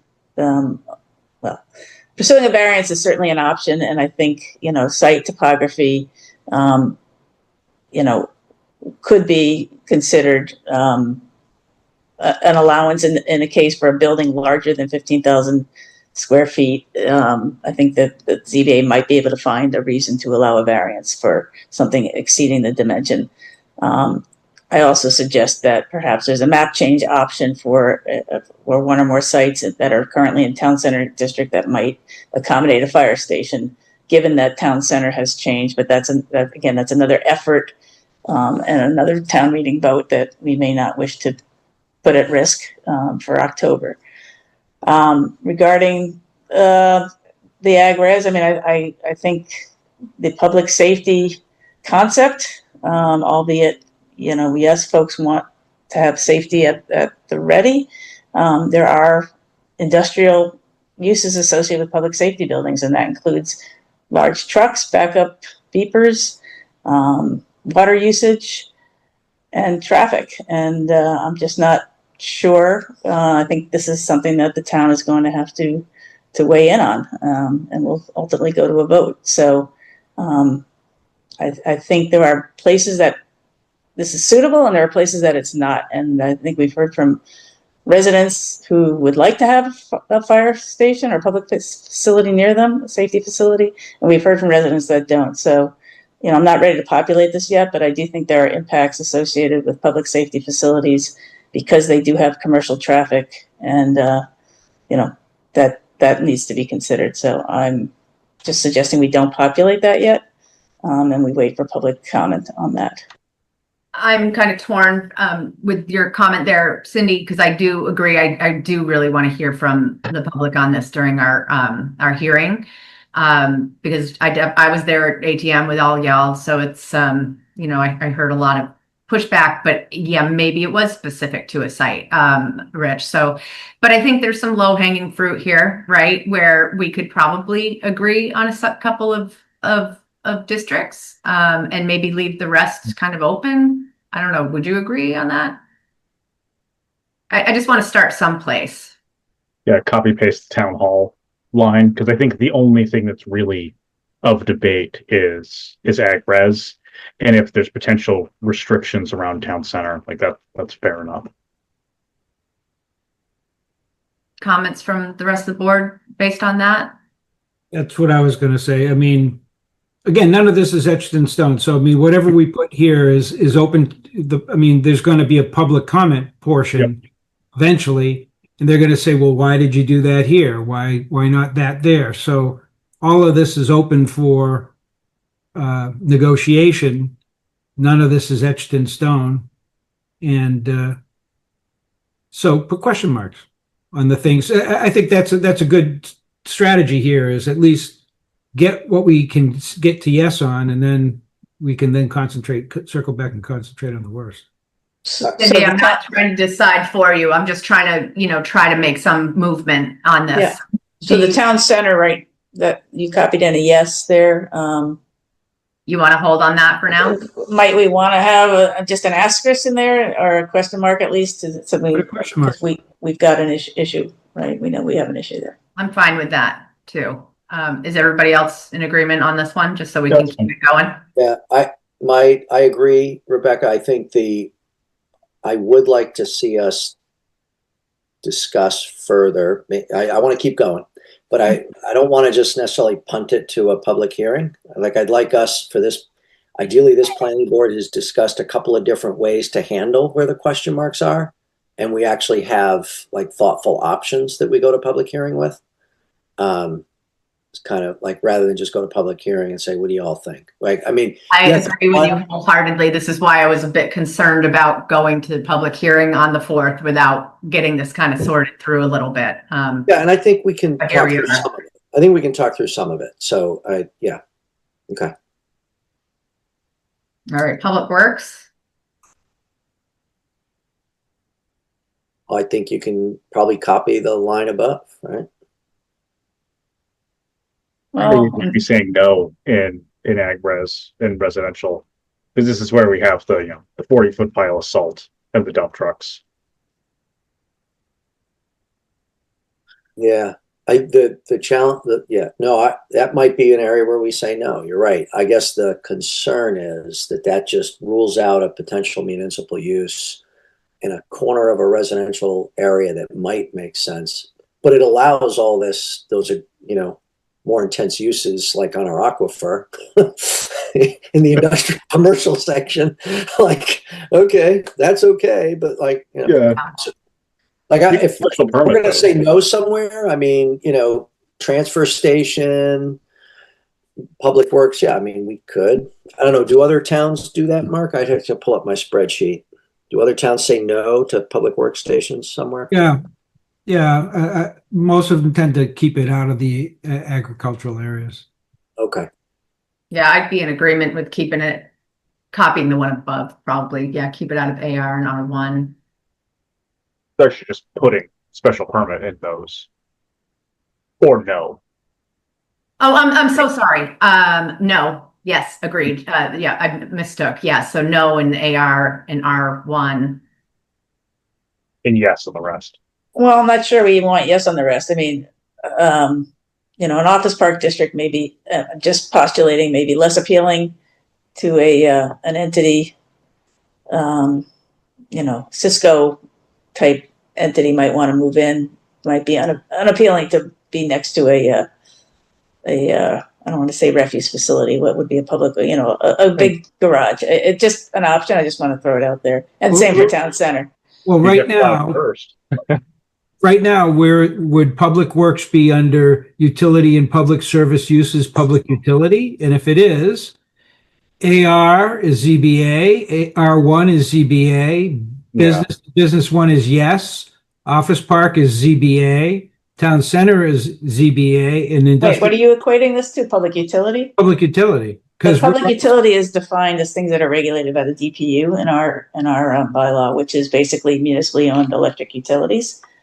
okay, so where would you find? So I public went works? back, that's why I equated it with landscape services or No, landscape. no. I want to see where you would, you think that the building inspector is going to go to landscape services for a public works facility?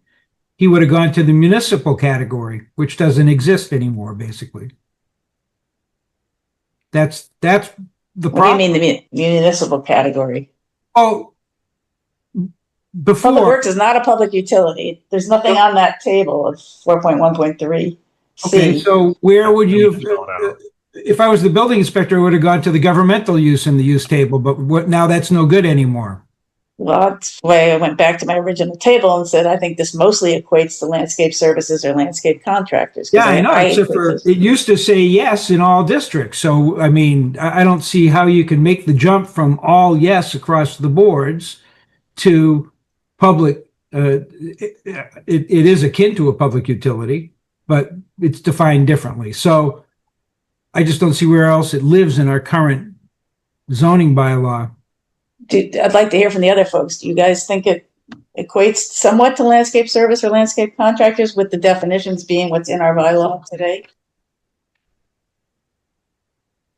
I mean, there's certainly overlap with that. Yeah, I mean- equate strong overlap. There's definitely similarities, but It's for public, though. Landscape contractors, privately run, privately owned, for profit. Public works facility is for the benefit of the public. I mean, remember, this is all for the benefit of the public. I mean, this is the fundamental thing we're trying to accomplish. It's not, we're not trying to enable, developers to come here. We're trying No, to. but think of the use of the facility that you're proposing, right? And do you want to live next to that? I mean, I'm not saying that pejoratively. I just mean, the problem is nobody wants to live next to any of this. That's the problem.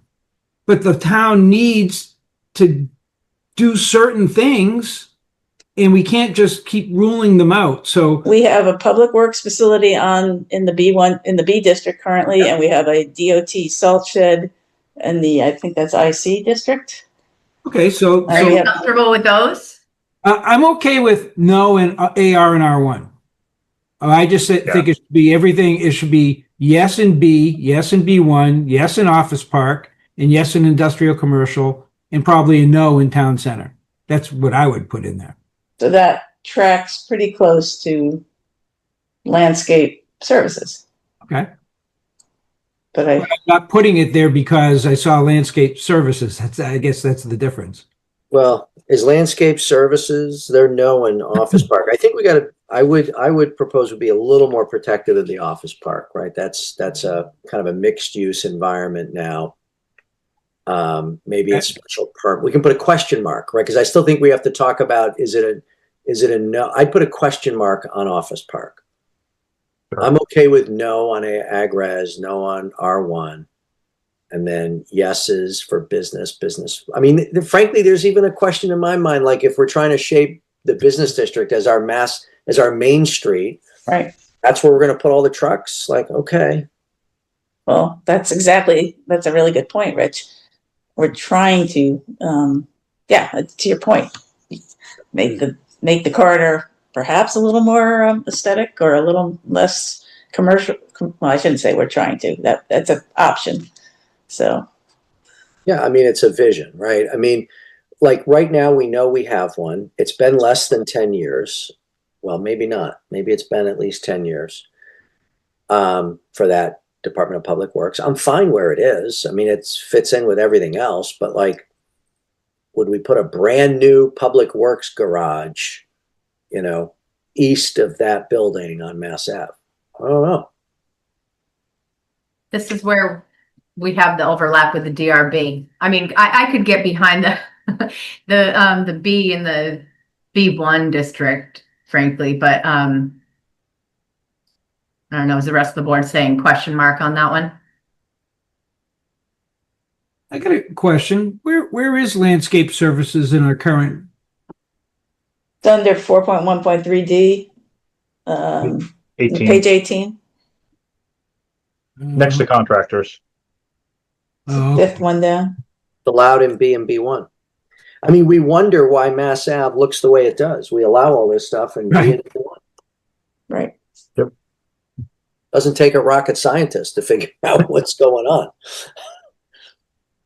Right, and we have landscape contractors which operate the heavier equipment by special permit in B and B1. So, you know, that was an attempt, I think, from the planning board that proposed that to try to mitigate some of the heaviest equipment from being on Route 111, right? So I just equate our public service equipment. I mean, I love it. We need it. You know, it's important to have it, but you know, 100%. where do we want it to be driving in and out of? What's the zone where the old DPW garage is? Is that the zone there? res or is that business? It's near the school. Business. I think it's business. Is it All business?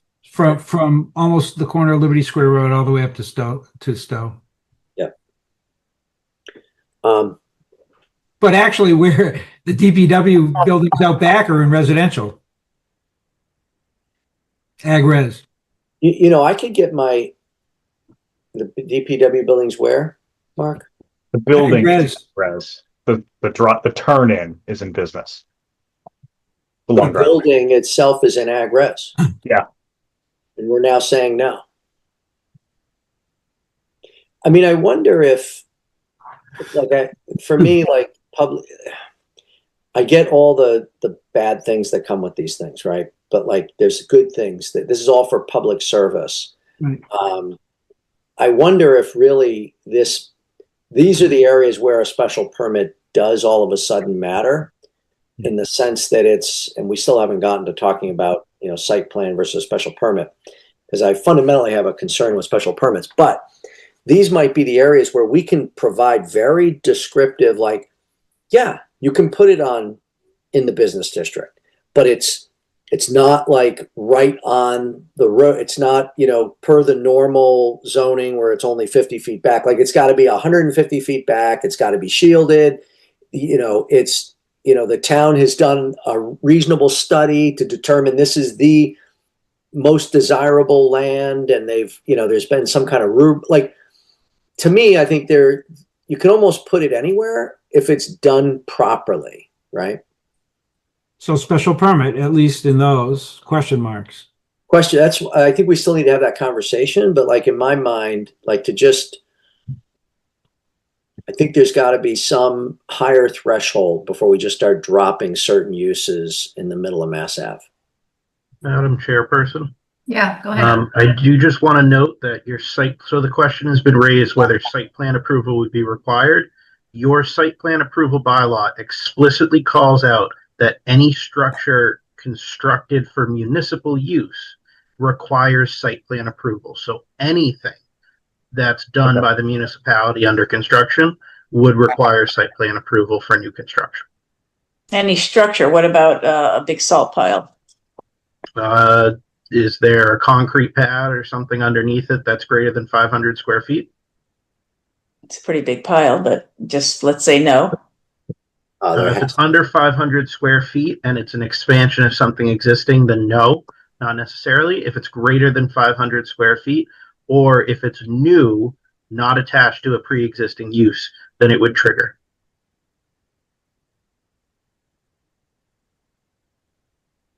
Interesting other thing, like Air, for example, splits out that public utility without service yards and then public utility buildings with service yards. So they make a distinction between the two.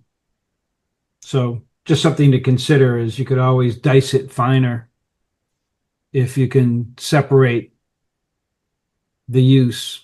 Maybe we make that note and we have question marks. We move on. Let's see if we can get through it. Yeah, let's look at dicing it finer and then maybe circle back to it, and then maybe we get to the end and then just work on the things that we just can't seem to. Okay, so holding that as is for now. Yeah. Municipal water. I mean, I say all. you got to go where the water is, right? I Yeah. mean, Well, again, we don't know what does that include, and this might be a special permit situation, only because you might have to build a pump house, you might have to mitigate some things. Yeah, you want to be near the water, but we need to understand what the implications are. I don't see as, I mean, How big a building? there's still site plan review. Ooh. Not me. Yes. well, there's also, isn't there also DEP? Like, aren't there other organizations that are going to get involved on a public when we're bringing forward a public water supply? Yeah, 400 feet away type of thing. I mean, Board of Health. I'm just going to kind of summarize. Some of this is really important and we really want to discuss it, but I know we're trying to bring something to an October town meeting, which is why I kind of went back to let's focus on public safety. I'm happy to have these discussions. I think it's really important and it's good.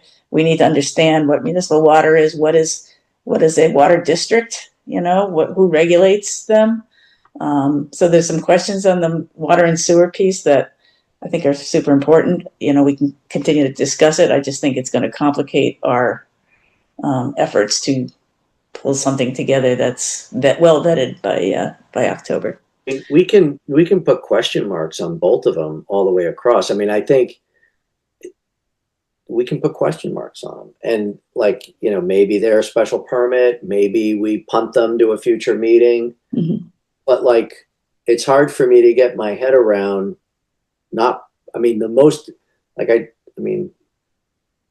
The essential services we provide are education and health, right, and safety, and water fits in the category of that. And if there's a massive water source in an agricultural residential district, we have to have an ability to tap into that as a town, some way, somehow. Maybe it is a special permit. I don't know, but we can't just, nope, not going to do it. I just don't know that we have to do it now. Is my point. It's very important that we look at this and understand. I think what the Water Resources Committee is perhaps going to weigh in with some comment about what they anticipate, perhaps for facilities down the road. So I think it is very, very important. I'm just not sure that it's not going to sort of delay us in terms of trying to get to what we want. Fair, Cindy, but I mean, in the absence of us doing anything, it's not allowed anywhere right now.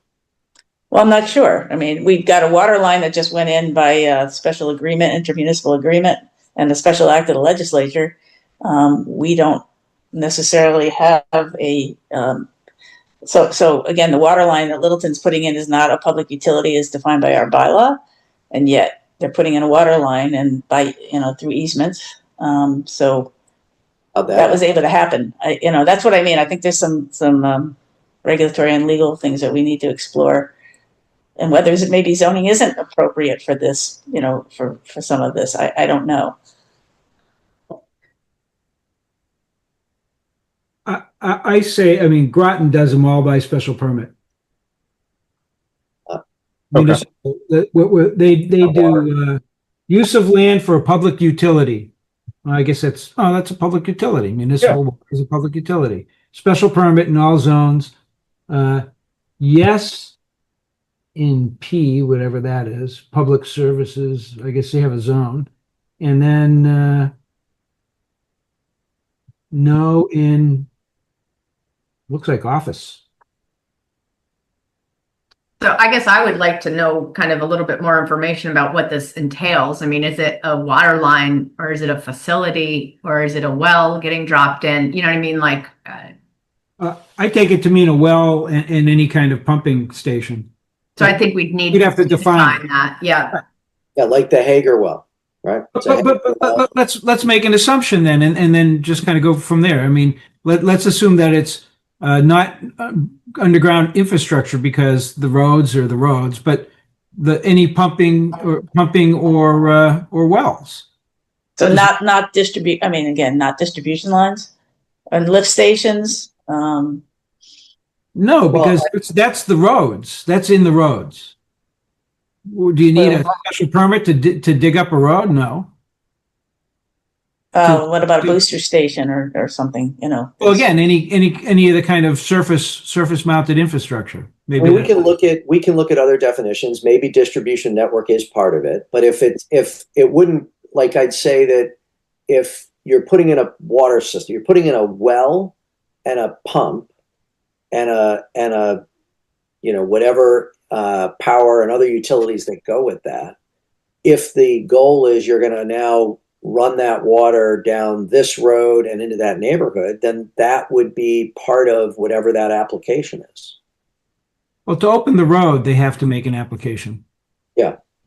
So I'd be okay with special permit across the board for water. I feel like if we totally punt on this, like this is a need and there's no ability to do it today. And I think special permit. Yeah, sorry, go ahead. No, I just feel like that we can solve this one by special permit. Again, we still have to talk about what that means, but that's where I'd start from too. Again, and not to complicate things, but if Boxborough were to become a water district, right, like Acton and Littleton, then that may give them certain rights that you don't need to zone for. So I just feel like this is there's some legal stuff involved with how you define this, and I'd be hesitant to put in a zoning bylaw that might end up, again, a water district may have certain rights to do this stuff anyway. So I want to better understand that. And then we can change it, Cindy. If we become a water district and that changes something, then we can go and change our bylaw. But right now, we're not a water district. And so the Hager well is a municipal well, yes? Yep. And that was drilled in an ag-res area, yes? Yep. And we have no zoning for it. So is that just a pre-existing non-conforming, or is this so it's not a public utility under our definitions? So well, they probably did it because under, again, what was the go-to thing was governmental use. We've been operating under the definition of governmental use for 25 years. Well, I don't know if they ever tried to even get it approved under zoning. You know, someone would have to look at the history. I'm saying I don't think we have enough knowledge to put zoning this on a zoning table at this time. Okay. So no to municipal water. Is that what you're saying? I didn't say no. I said I'm not sure we should address it at this time. I say put in special permit across the boards.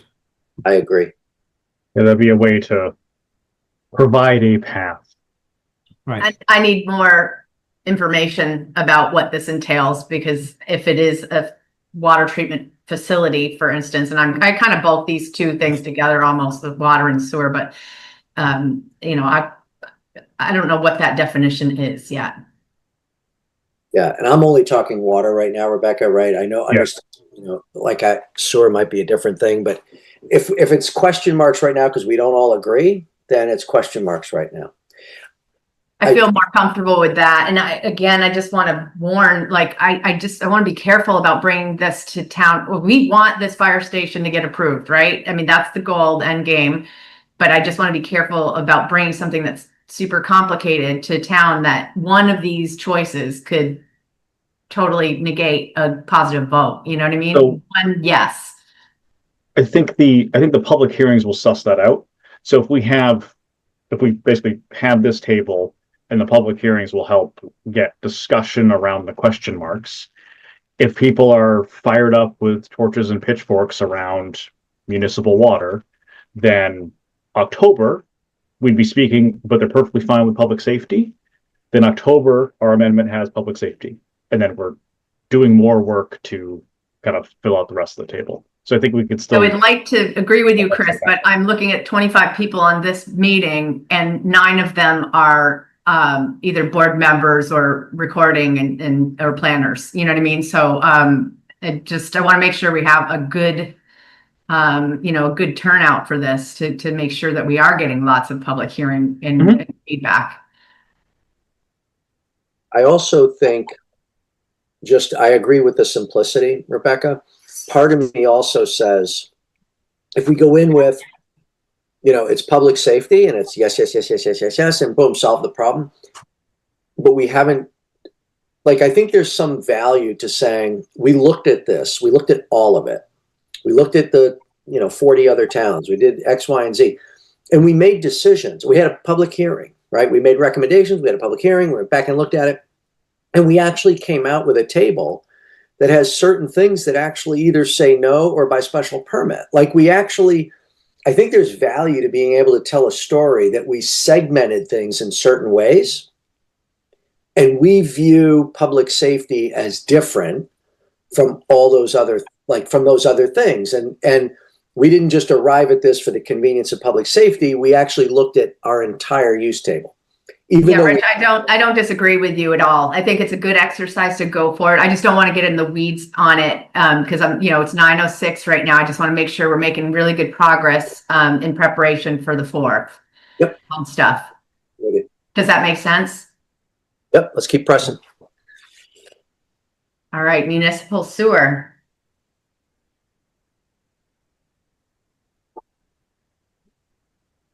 I mean, I have the same comment as I had on the one above.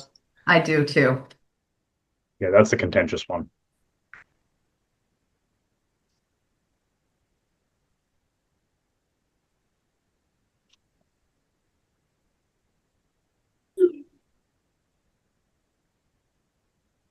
Conservation?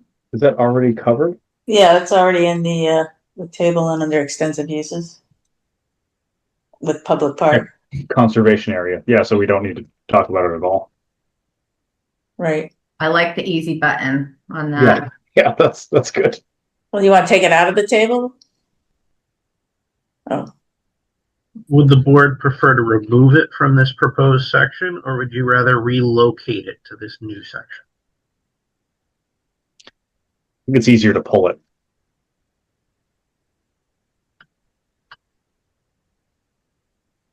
Yeah. I'm fine with that too. Agree. Rich is saying something, but he's on mute. Sorry, you saw my hands moving. Yeah, I saw the movement. I think that ideally it would be in this section, but it's going to be to the complication factor. We've crossed something out here, we've moved something here. Now we have what'd you do? Well, we put it under this category because it makes more sense here. But we didn't really change anything. Well, how so? Do you leave well enough alone? Yeah, leave well enough alone. There's going to be enough discussion. No. And the current transfer station, is that actually ag-res? It's IC. It's IC. It is IC? Okay, I'm just trying to look at Everything on Codman Hill is IC. Okay.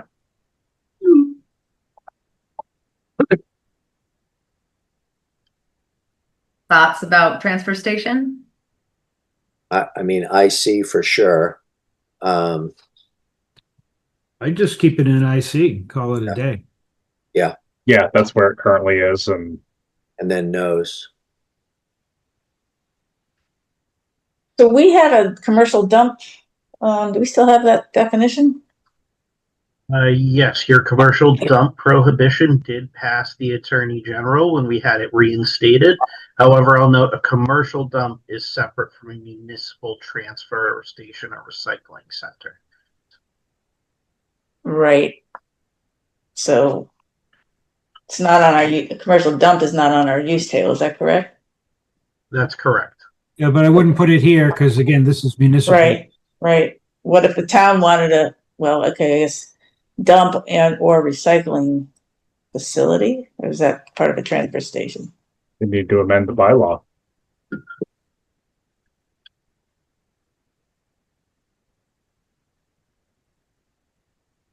So no municipal dump. That's not something we want to add to the table in any way. Is that correct? Is that what I'm hearing? I don't think we could even get one approved in this town, can we? Yeah, I wouldn't want to bother. It's like the transfer station is something that currently exists. A recycling center sounds close enough. Do we already have it in the table? No. Why is it crossed it? Yeah, why did you?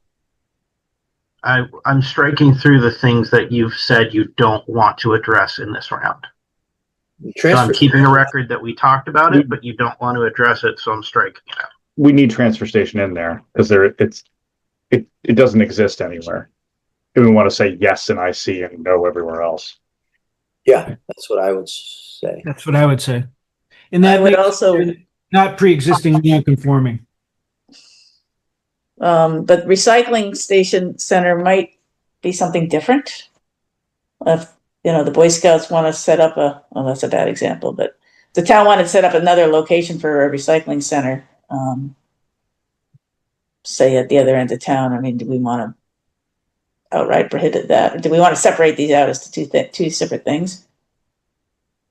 Or just delete recycling center. That's a thing we're not talking about today. Yeah, the transfer station includes recycling, technically, right? It does, yeah. So maybe delete. Municipal transfer and recycling center. Transfer station and recycling center, I think, is fine. What it says. Well, transfer station, they're transferring both of those though, like, right? It just kind of covers. Yeah. both. Yeah, that's what we currently call it. So. Okay, but if a business wanted to create a recycling center in town, it wouldn't be municipal. All right. That's not municipal, yeah. Yep. Can you fix the station to take station with a T? Thank you. Do we have to list out municipal water, municipal sewer, municipal transfer station, or is that capped above in the title? I would recommend explicitly calling it out. Yeah, redundancy isn't bad here, I think.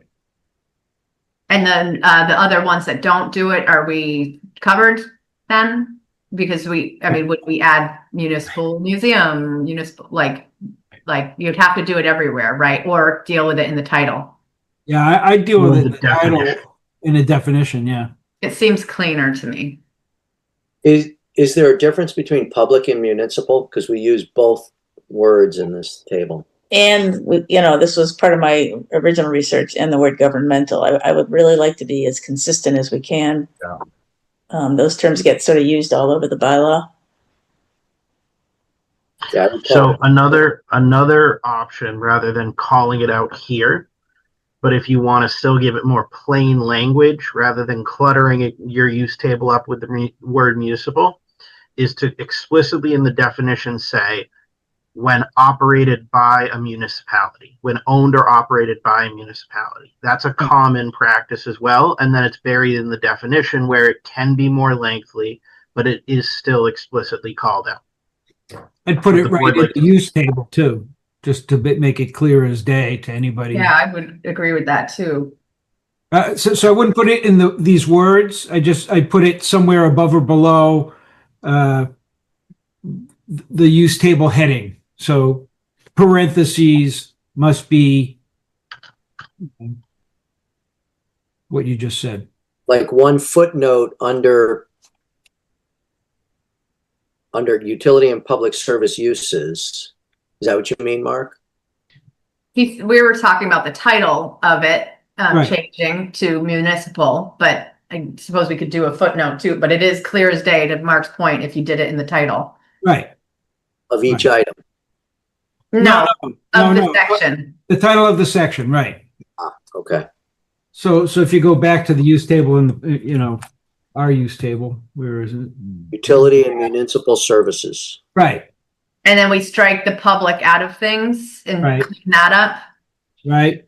And then you put a parenthesis and put the description that Alec was just, all uses must be owned or operated by the municipality. So it would be kind of like the title in bold and then the parentheses that really spell it out clear as day. And then everything that follows. So the religious Shouldn't be in there. shouldn't even be in there, right? Right. Religious is somewhere else. Well, it's a separate. Yeah. Maybe it's an extensive use. You could accomplish it with a footnote. You could have one footnote that references those uses protected by the Dover Amendment, religious, education, and then you could have a separate amendment that explicitly states this use must be owned or operated by the municipality. I like that. Okay. Okay. So the table also includes philanthropic use. The other three are That's why I was utility. thinking, I mean, maybe it's too much of a lift, but why don't you pair off the religious and the philanthropic and educational, although education is a municipal service. Yeah, I can hold on that one. I'd love to keep that clean. So municipal, it's all municipal right there. And I might say, instead of saying utility and municipal service uses and kind of, wouldn't we just say municipal utility? Well, again, the definition currently of public utility is not a municipal utility. It's a utilities that are regulated by the state DPU. So that doesn't fit either. If you just Yeah, I'm wondering if, I mean, would we, I don't want to recreate the wheel, but would we break that out? yeah, you might want to have utilities. I mean, as a separate box. Harvard uses institutional uses as the header. Yep.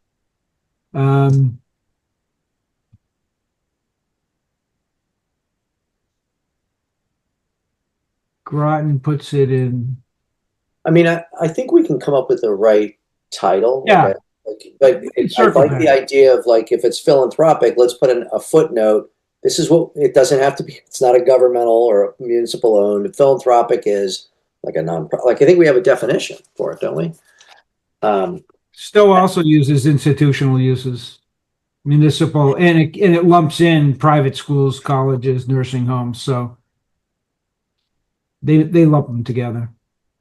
So we may have The Alex way might be the best way.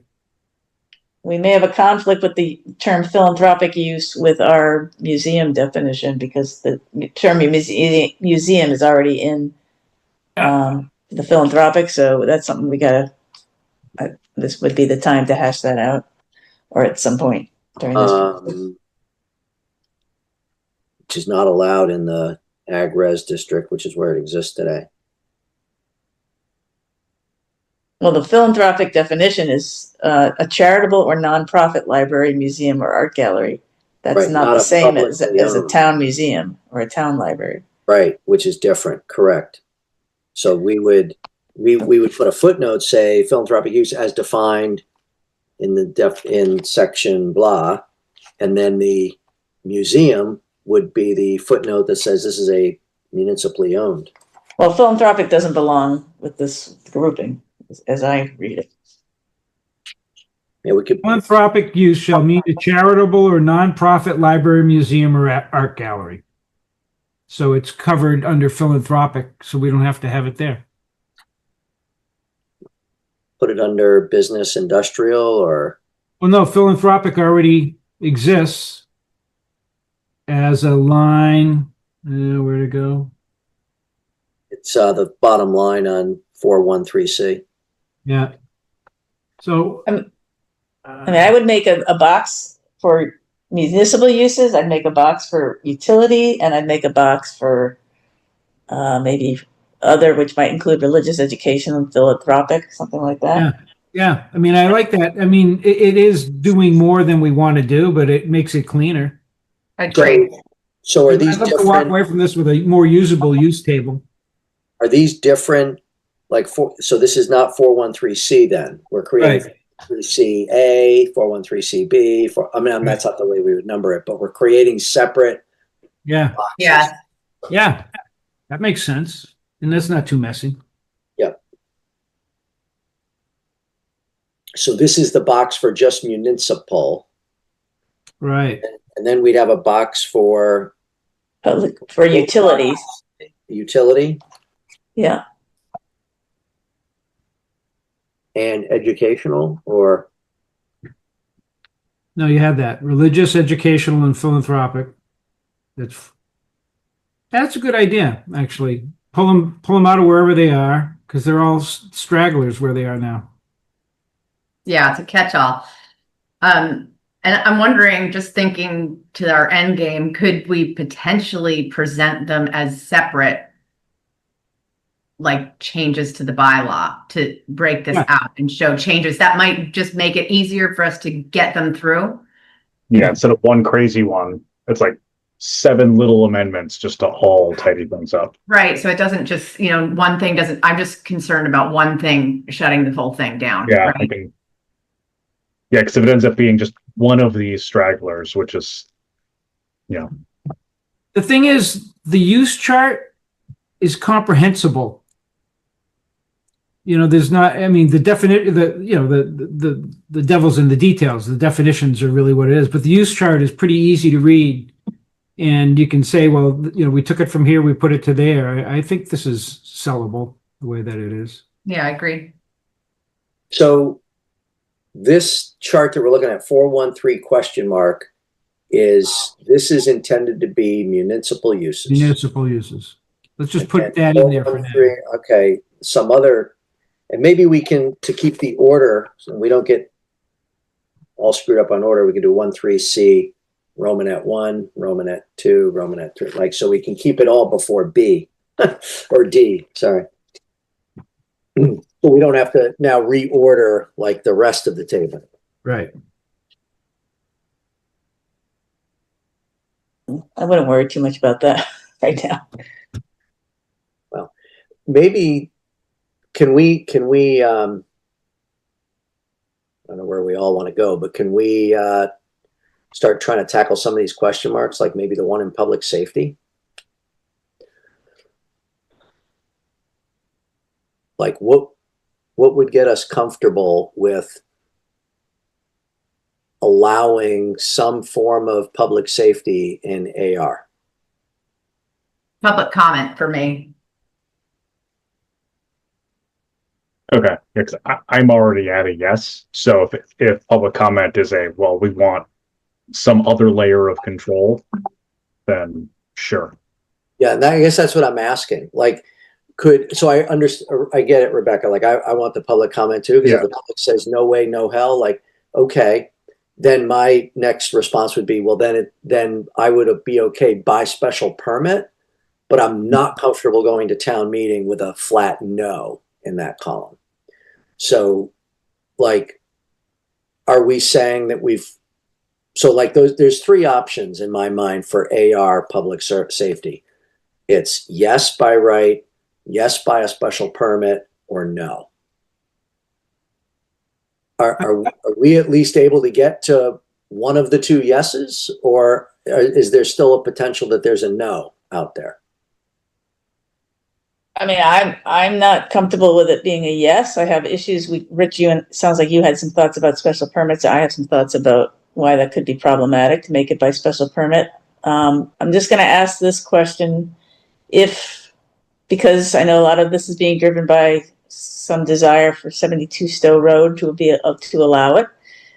If the board were to propose a map change at 72 Stowe Road to make it a business district, would you guys think differently about keeping a yes in AR and R1? No. I'm not a fan of spot zoning, or, It's not spot zoning, it's a map change it's adjacent to a contiguous business district, so it could be considered just a map change, but it's trying to laser focus a solution around a parcel as opposed to addressing the broader issue. Well, but I'm trying to be, I heard earlier that we're supposed to consider all the desired, the potential sites. So. And that's the only one. I'm just asking if you took 72 Stowe Road out of the picture, can you look at this and still say you'd like to allow public safety buildings anywhere in town? Would you, so would you, is that, and you propose that, why? What's your rationale? My rationale is it gives you a basis to be able to still limit public safety facilities outside of other ag res areas, and focus it on one area that then again, the town can decide whether they want to do a map change, but it keeps the discussion focused on one area. Why would you're subjecting, I mean, not subjecting, but you're by allowing public safety anywhere in ag res, you were still exposing all the ag res district. If the real issue is about 72 Stowe Road, let's just consider another way to get at it that doesn't impact all the residents around town, with potential for another large public safety facility in their neighborhood. Yeah, I guess I'd say no. I'm not comfortable with making that business. I'd be comfortable with making that a different type of district, like a village center district. But like if you make that a business district, now you're bringing in hotels, you're bringing in laboratories, you're bringing in hospital uses, you're bringing in restaurant uses.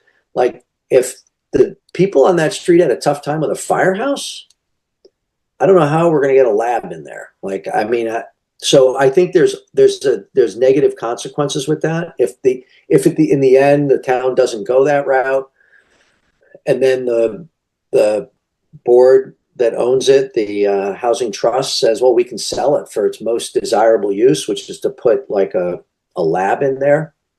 I don't know. I think there's too many negative consequences that come with that. I would say, like, I'm okay with public safety by right.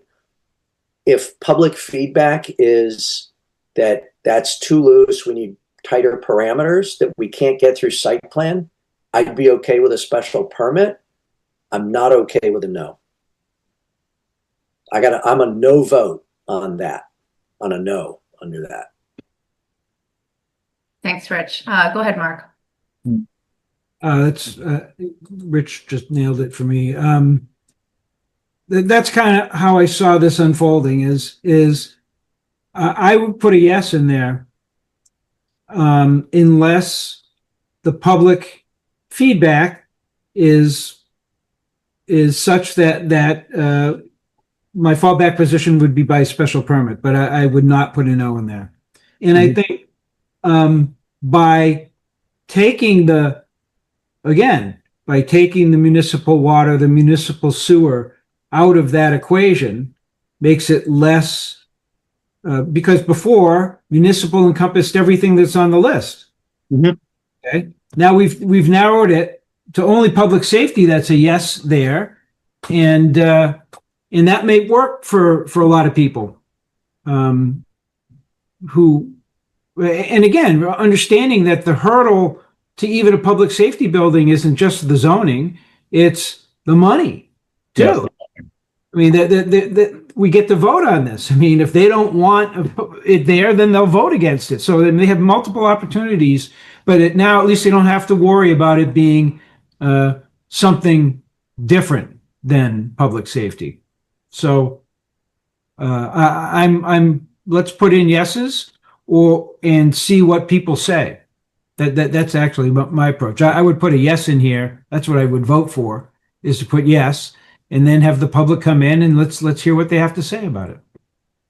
Well, again, I don't think we should populate it. I mean, I do think there are impacts. This is still a commercial / industrial type facility with impacts to the neighborhood. So I'm willing to leave it blank until we get some public feedback. But, my concern is that this is going to have impacts to the neighborhood. It may be impacts, for a good reason, but it's still going to be impactful. And I think that, the residents need to really weigh in on that before we put forward even. I mean, there's no rush to put in a placeholder in here. I think we need to wait and hear what folks have to say. Thanks, Cindy. Go ahead, Chris. So, aligned with Mark there in the sense that I'd go with yes. My fallback position, special permit.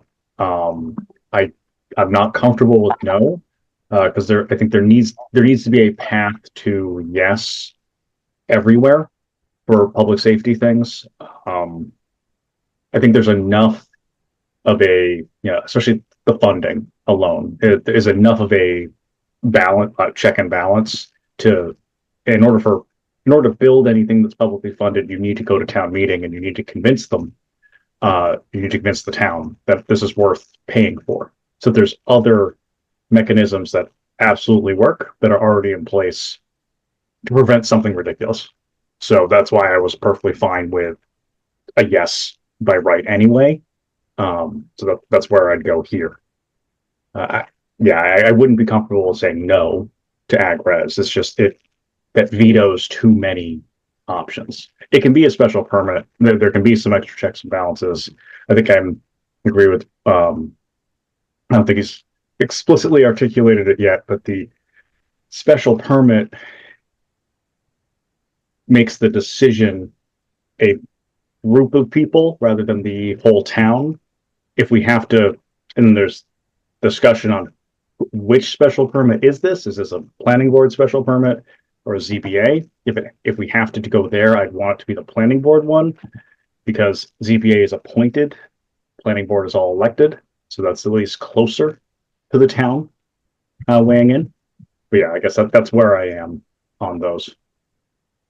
Thanks, Chris. I appreciate it. I've already said it, but I would like to wait to hear more public comment about how people feel about that before populating with a yes or a special permit. But I appreciate all of your comments regarding that as well.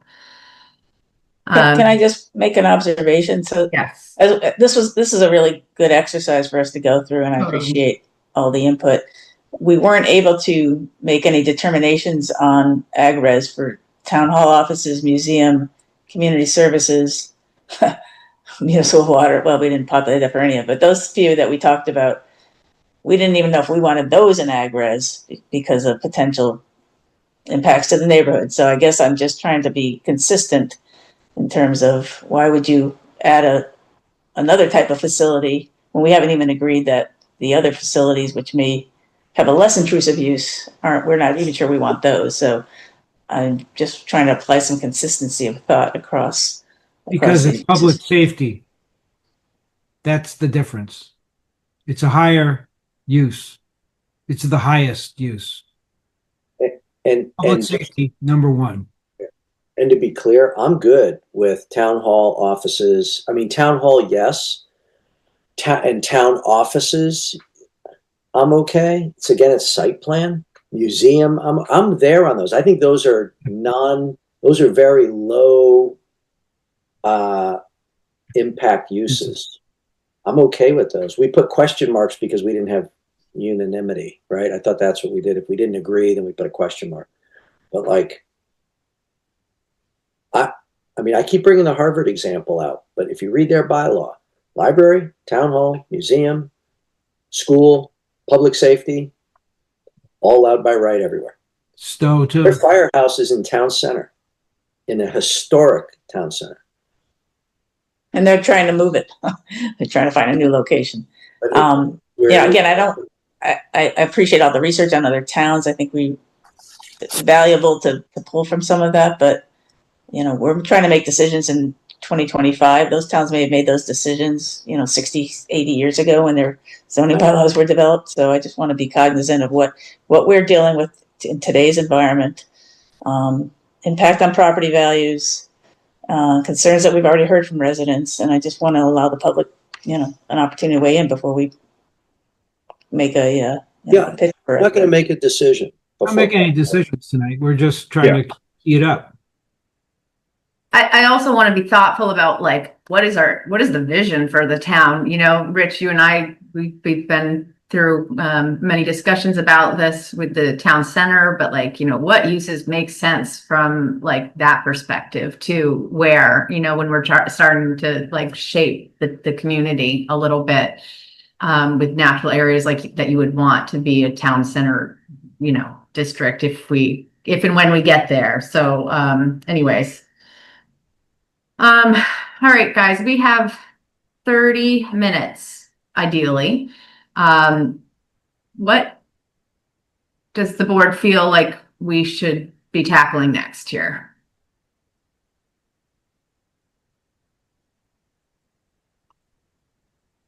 Go ahead, Rich. Thank you. I think we probably do we want to sketch out what special permit parameters we would have? Is that a good use of our time right now or not really? I'm not going to argue against doing that. Anyone else thoughts? Maybe other valuable things that we could do now, right? I don't want to, squirrel away in a hole on something for 30 minutes when we could be doing something maybe more effective.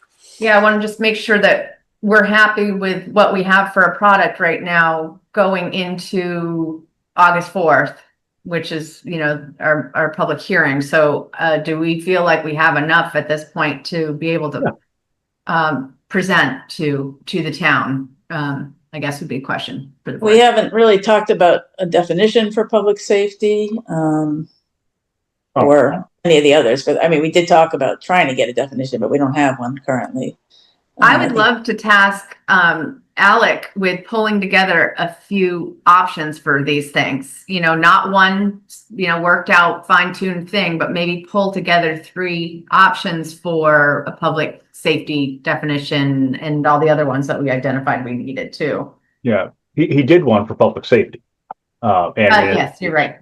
So that's a working example. But yeah, for the other ones, it would be nice if it was just like, here's a list of definitions, Alec, and then circulate it to the board, and then the board has a chance to have something to start with and or edit. Okay. Right now the board has requested further definitions for community services, public safety. I don't know why I did that in public works. Municipal water, municipal sewer. Are there any others that you want? Did we have a definition needed when we talked about public works, or further definition needed? We can do that too.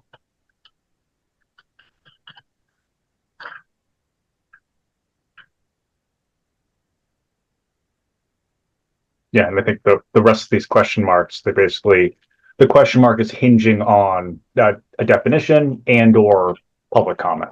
So I don't think we can fill in much more until we have that.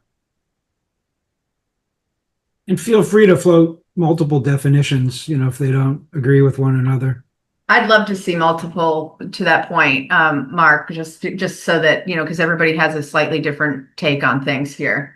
And maybe we could limit you to 2 or 3 definitions, so you're not reinventing the wheel too much out here. But yeah, this part isn't an incredibly tasking exercise. It's a little bit of hunt and peck. Effectively, what I'm going to do for each one of these things is I'm going to look for other definitions, and I'm going to put 3 together, going from least inclusive to most inclusive.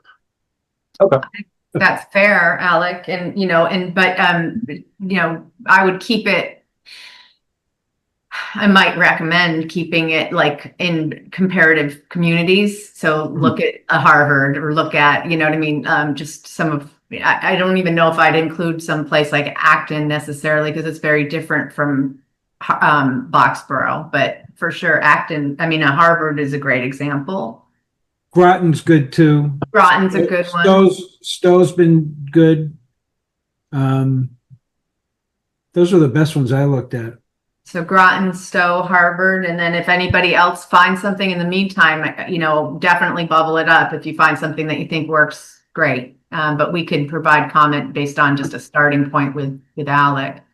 On the public safety definition that Alec provided, there's really no mention of medical. So I don't know if you want to include some sort of emergency medical response, because EMS seems to be a big part of it's not just fire and police. It's definitely public safety. So you may want to just ensure that you've got some sort of term medical or let me just double check how I wrote it. So notably for these definitions, so in the proposed the drafts that I gave you, both for municipal use and public safety, I had Ed review those, and I had to provide feedback at the time. Under public safety, he did note that this proposed one would include fire stations, police stations, emergency operation, and dispatch communication facilities. I had asked the question, would a private EMS service be covered under this definition? And he said no. A private EMS service would not be covered under the draft definition I gave.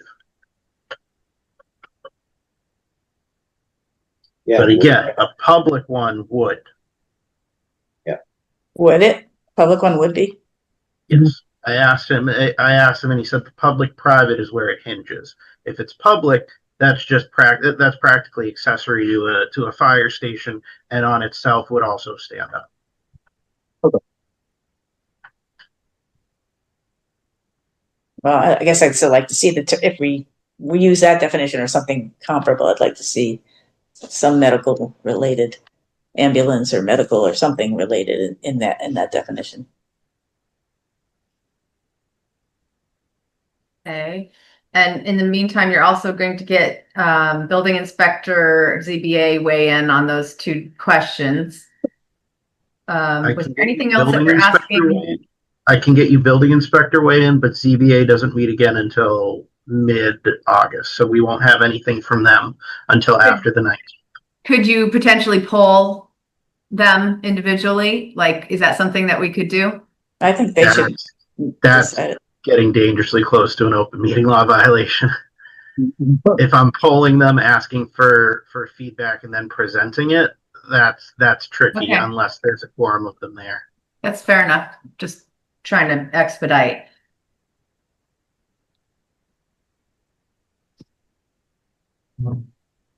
Okay, what next, team? Do we have to do any research around the town center dimensional issue? And I think I heard Alex say earlier that all municipal uses or buildings should trigger site plan approval. I want to make sure that site plan approval is triggered through all of these. So I don't know if that's language we need to add, but I am also questioning about the dimensional issue. Would the board want to see that section? Actually, it's I can just pull it right up. That'd be great, Alec. Thank you.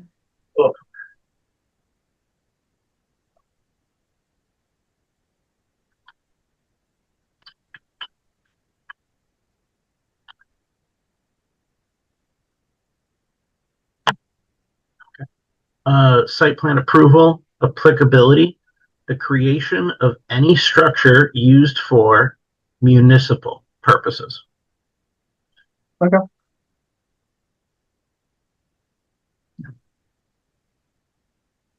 Now, the only caveat to that is that if it's an existing municipal use or structure, then it would fall under substantial alteration. So then you would have to see whether that applies. If we're talking new construction, then it's simply new construction and it's automatically triggered. So I'm going to go back to my example of a dirt pile. The DPW wanted to, or a salt pile. I got to look at the thing, but does it allow for you to put a less than 500 square foot salt pile on a piece of property without site plan approval? Let me ask you the question. Is it at an existing DPW facility or is this at a new site? Let's say a new site. Then yes, it automatically triggers site plan approval. Under what provision? Under the original provision of construction. You're going to have to construct a pad or something to store it on. Yeah. Your site plan approval is directly tied to structures and construction. Yep. Yeah, big pile doesn't necessarily count. Maybe just dumping it. Put it this way, we could just put a footnote underneath that whole section in the that we just worked on that says all municipal projects are subject to site plan review.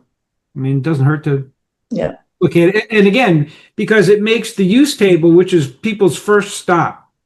Okay, anybody comes to town, wants to see what they can and can't do, they go to the use table. They don't go read the definitions and they don't read our bylaw. They go to the use table. If you put it right there where it's clear for them to see, I think it's helpful. So, and this is probably the place for me to ask the question: does a special permit actually, in the practical application of this, give us more leverage for municipal use than having a site plan. I understand what it does, like, you know, it's discretionary and for commercial development, et cetera.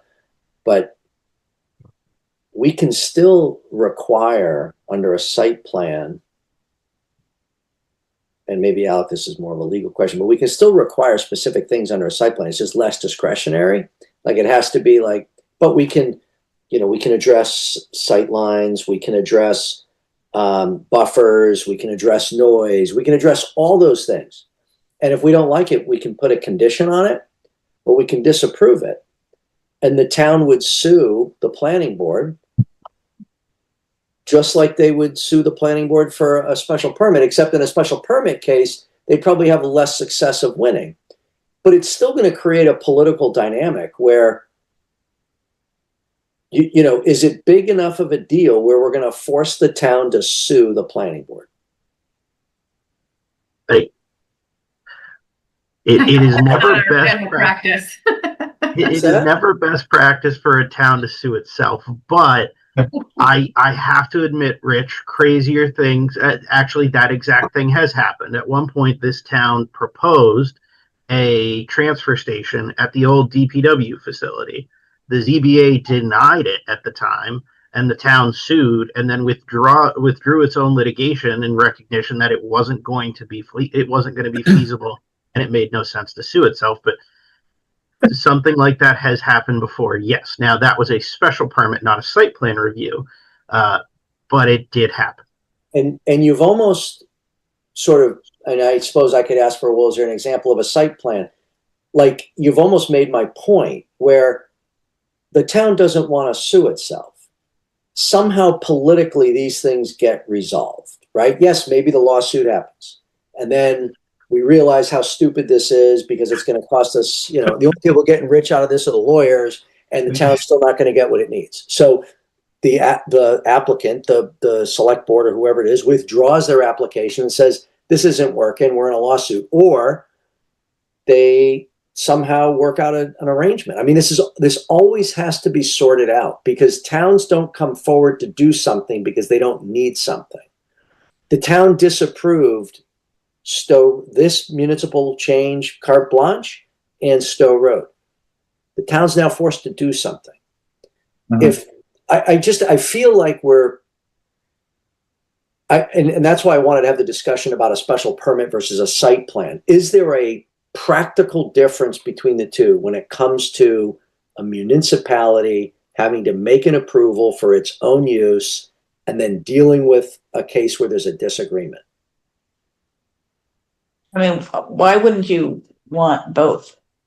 Because site plan approval, you know, requires findings in more areas than a special permit might. So site plan approval really, you know, sort of addresses some things, but a special permit might address some of the other things that you described, which is being discretionary. So I think you'd want a joint process. If you're putting in a special permit, I think you'd want to include site plan approval as part of that. I definitely agree with that too.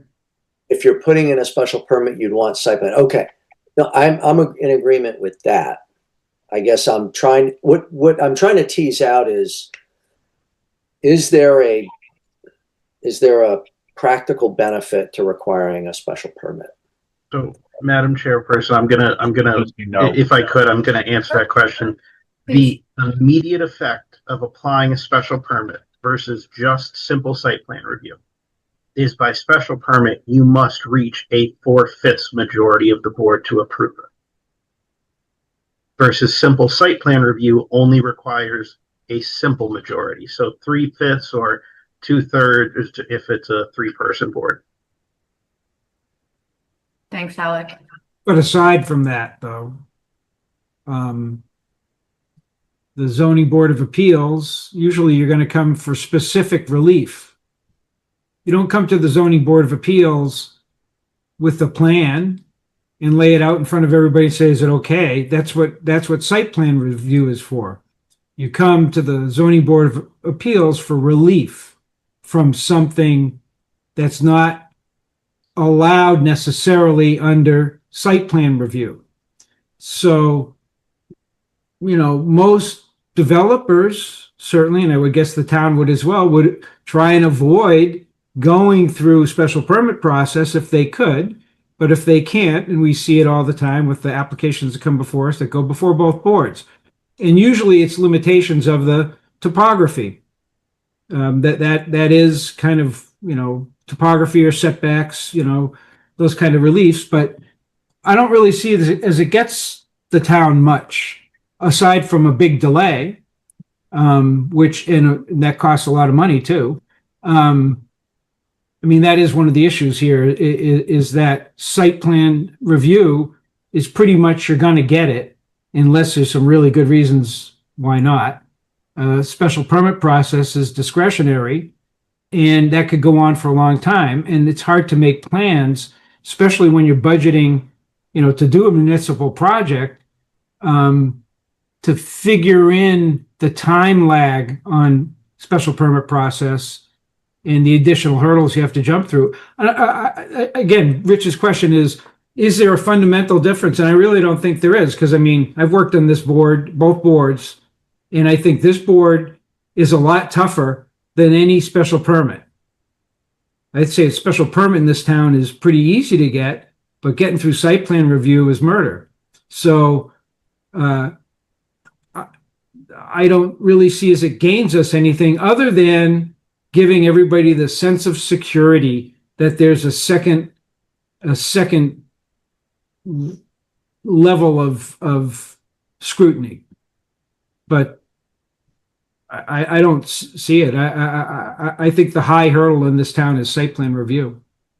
And I'm not ready to rule it out, but like Alec, what you said does concern me about a special permit, that you've now created this higher authority, this supremacy of whatever board is going to grant the special permit, that there's a supermajority requirement now.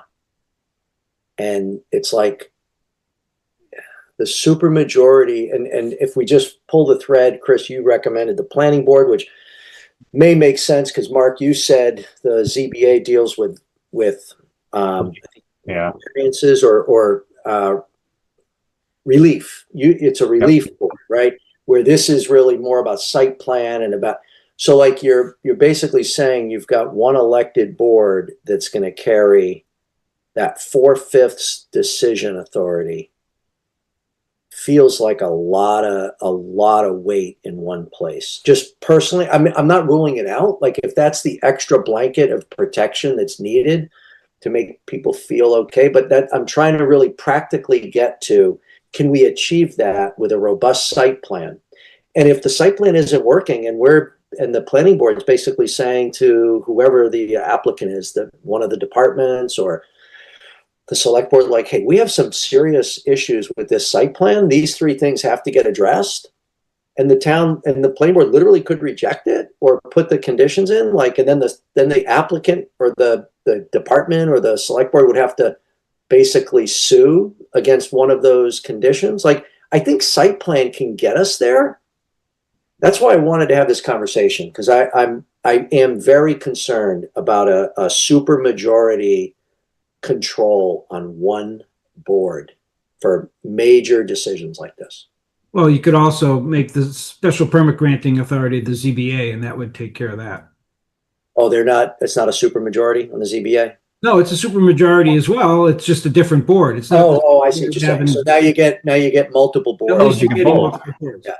Yeah. Now we've got checks and balances and double checks. Yeah. Okay. But yeah.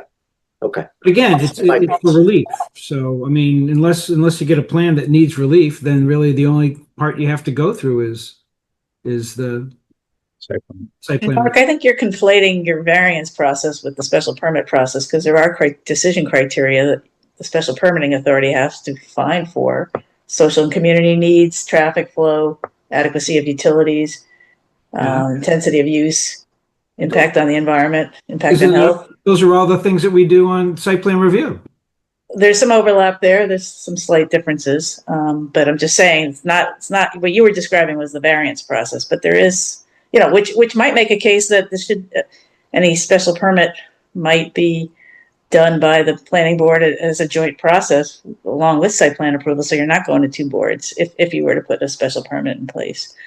because there is a lot of the same things being considered. So, but Rich also had some other criteria I think he wanted to talk about for special permit, or was that something you wanted to raise, Rich? I thought you said you had some. Well, I think if we're going to do a special, I kind of articulated my big concern with special permit.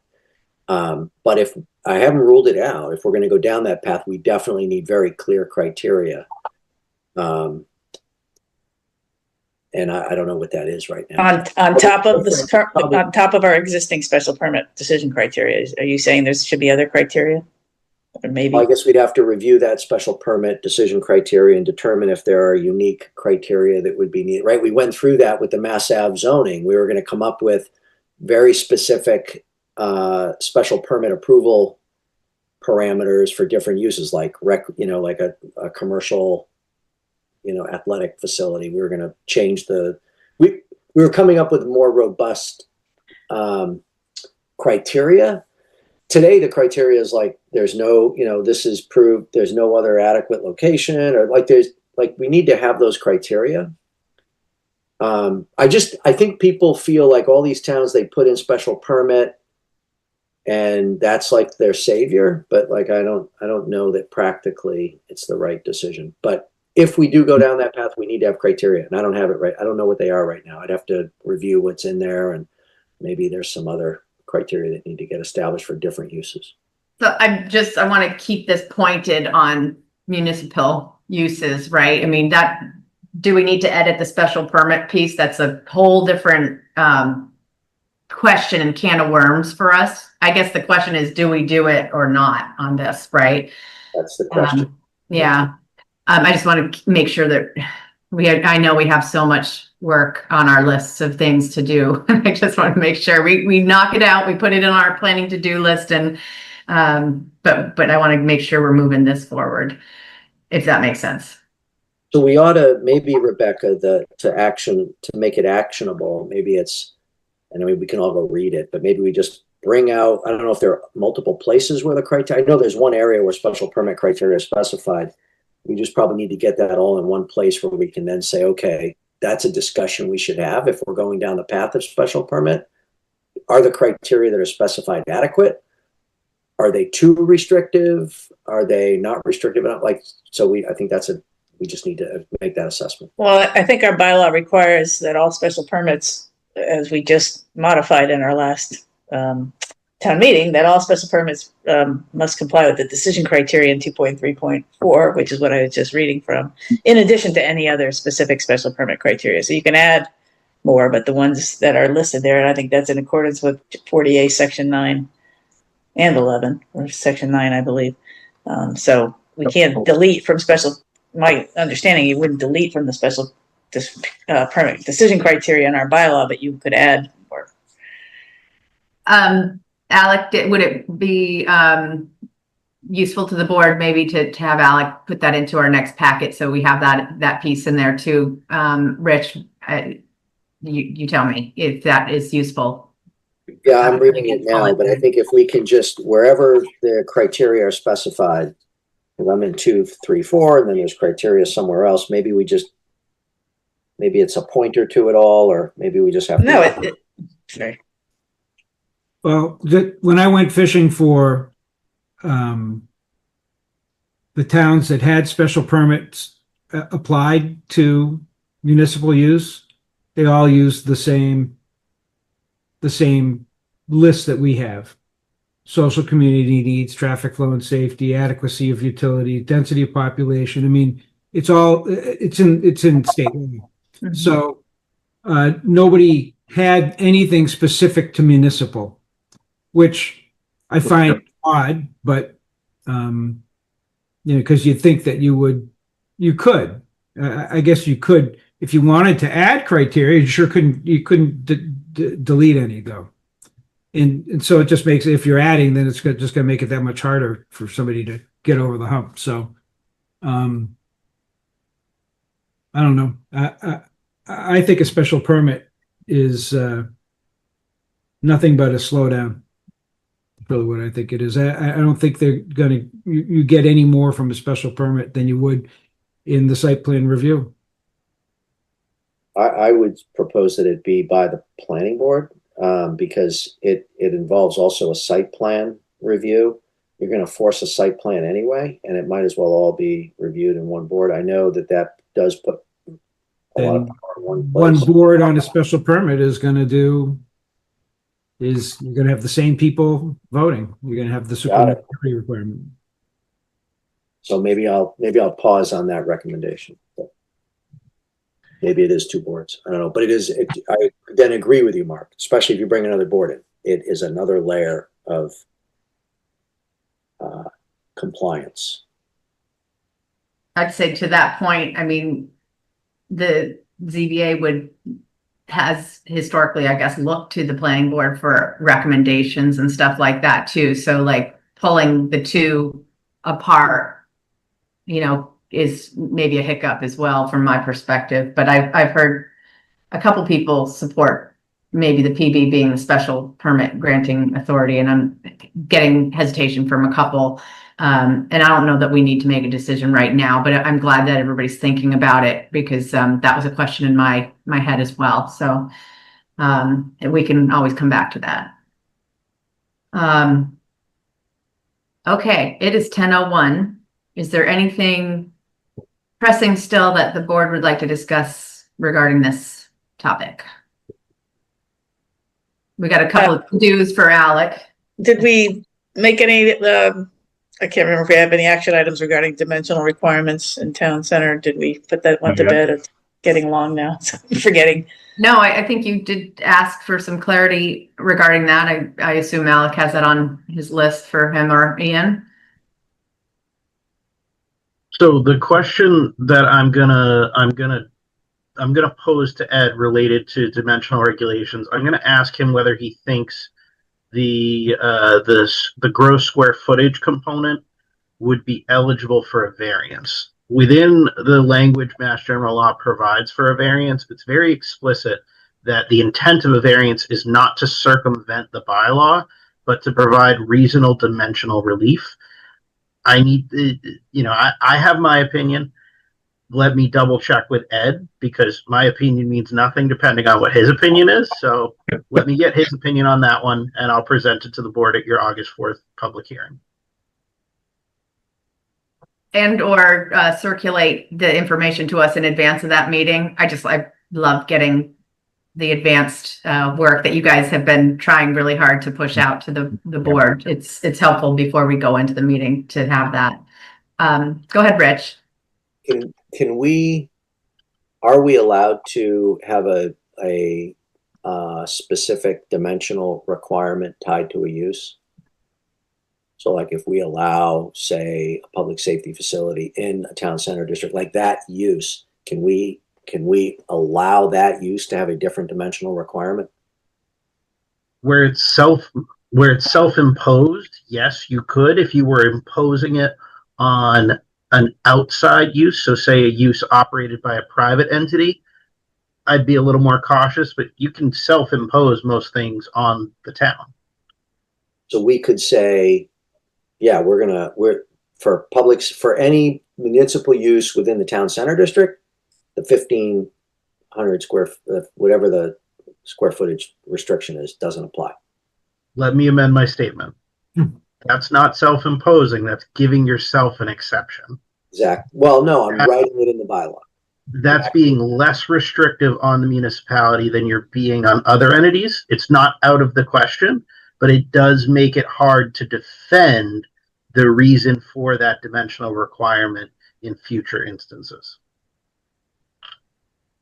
And so I would yes, just again, again, but I caution you. Yeah, and if you make it for municipal buildings in town center, then it could be anywhere in town center. So you lose whatever protection was intended by putting that limitation on throughout the district. But it's only for town uses that have to come before the board for a site plan and have to go to town meeting. Right, but if you have one specific location in mind in town center, that maybe that works, but in other locations, town center, allowing a larger building, for instance, might not really work in town center. Maybe that's where a special permit does come in. A lot to think about. This has been a really healthy conversation tonight. Okay. Any other comments tonight before I entertain a motion to adjourn? I just saw Rich unmute, so I think he's at the ready. Go ahead. I move to adjourn. Second. Thank you. Roll call in the order that I see you. Rich Gazzardi, Already, aye. Chris Dowdy, Yeah. Cindy Markowitz, Mark Woodside. Mark White, And I. and Werner. I just want to thank the board for pulling together an extra meeting in order to do this working session, and for everybody putting in, you know, all their heart and soul into this discussion. I think it was pretty fruitful, and thank you, public members, for sitting through this lengthy discussion. I'm hoping that, you know, we can have a good, healthy discussion at our August 4th meeting, and be a little bit more fruitful now that we've worked through some of these documents and questions with the board. So thank you so much. Thank you, Alec and Ian and everyone else. So have a great night, folks.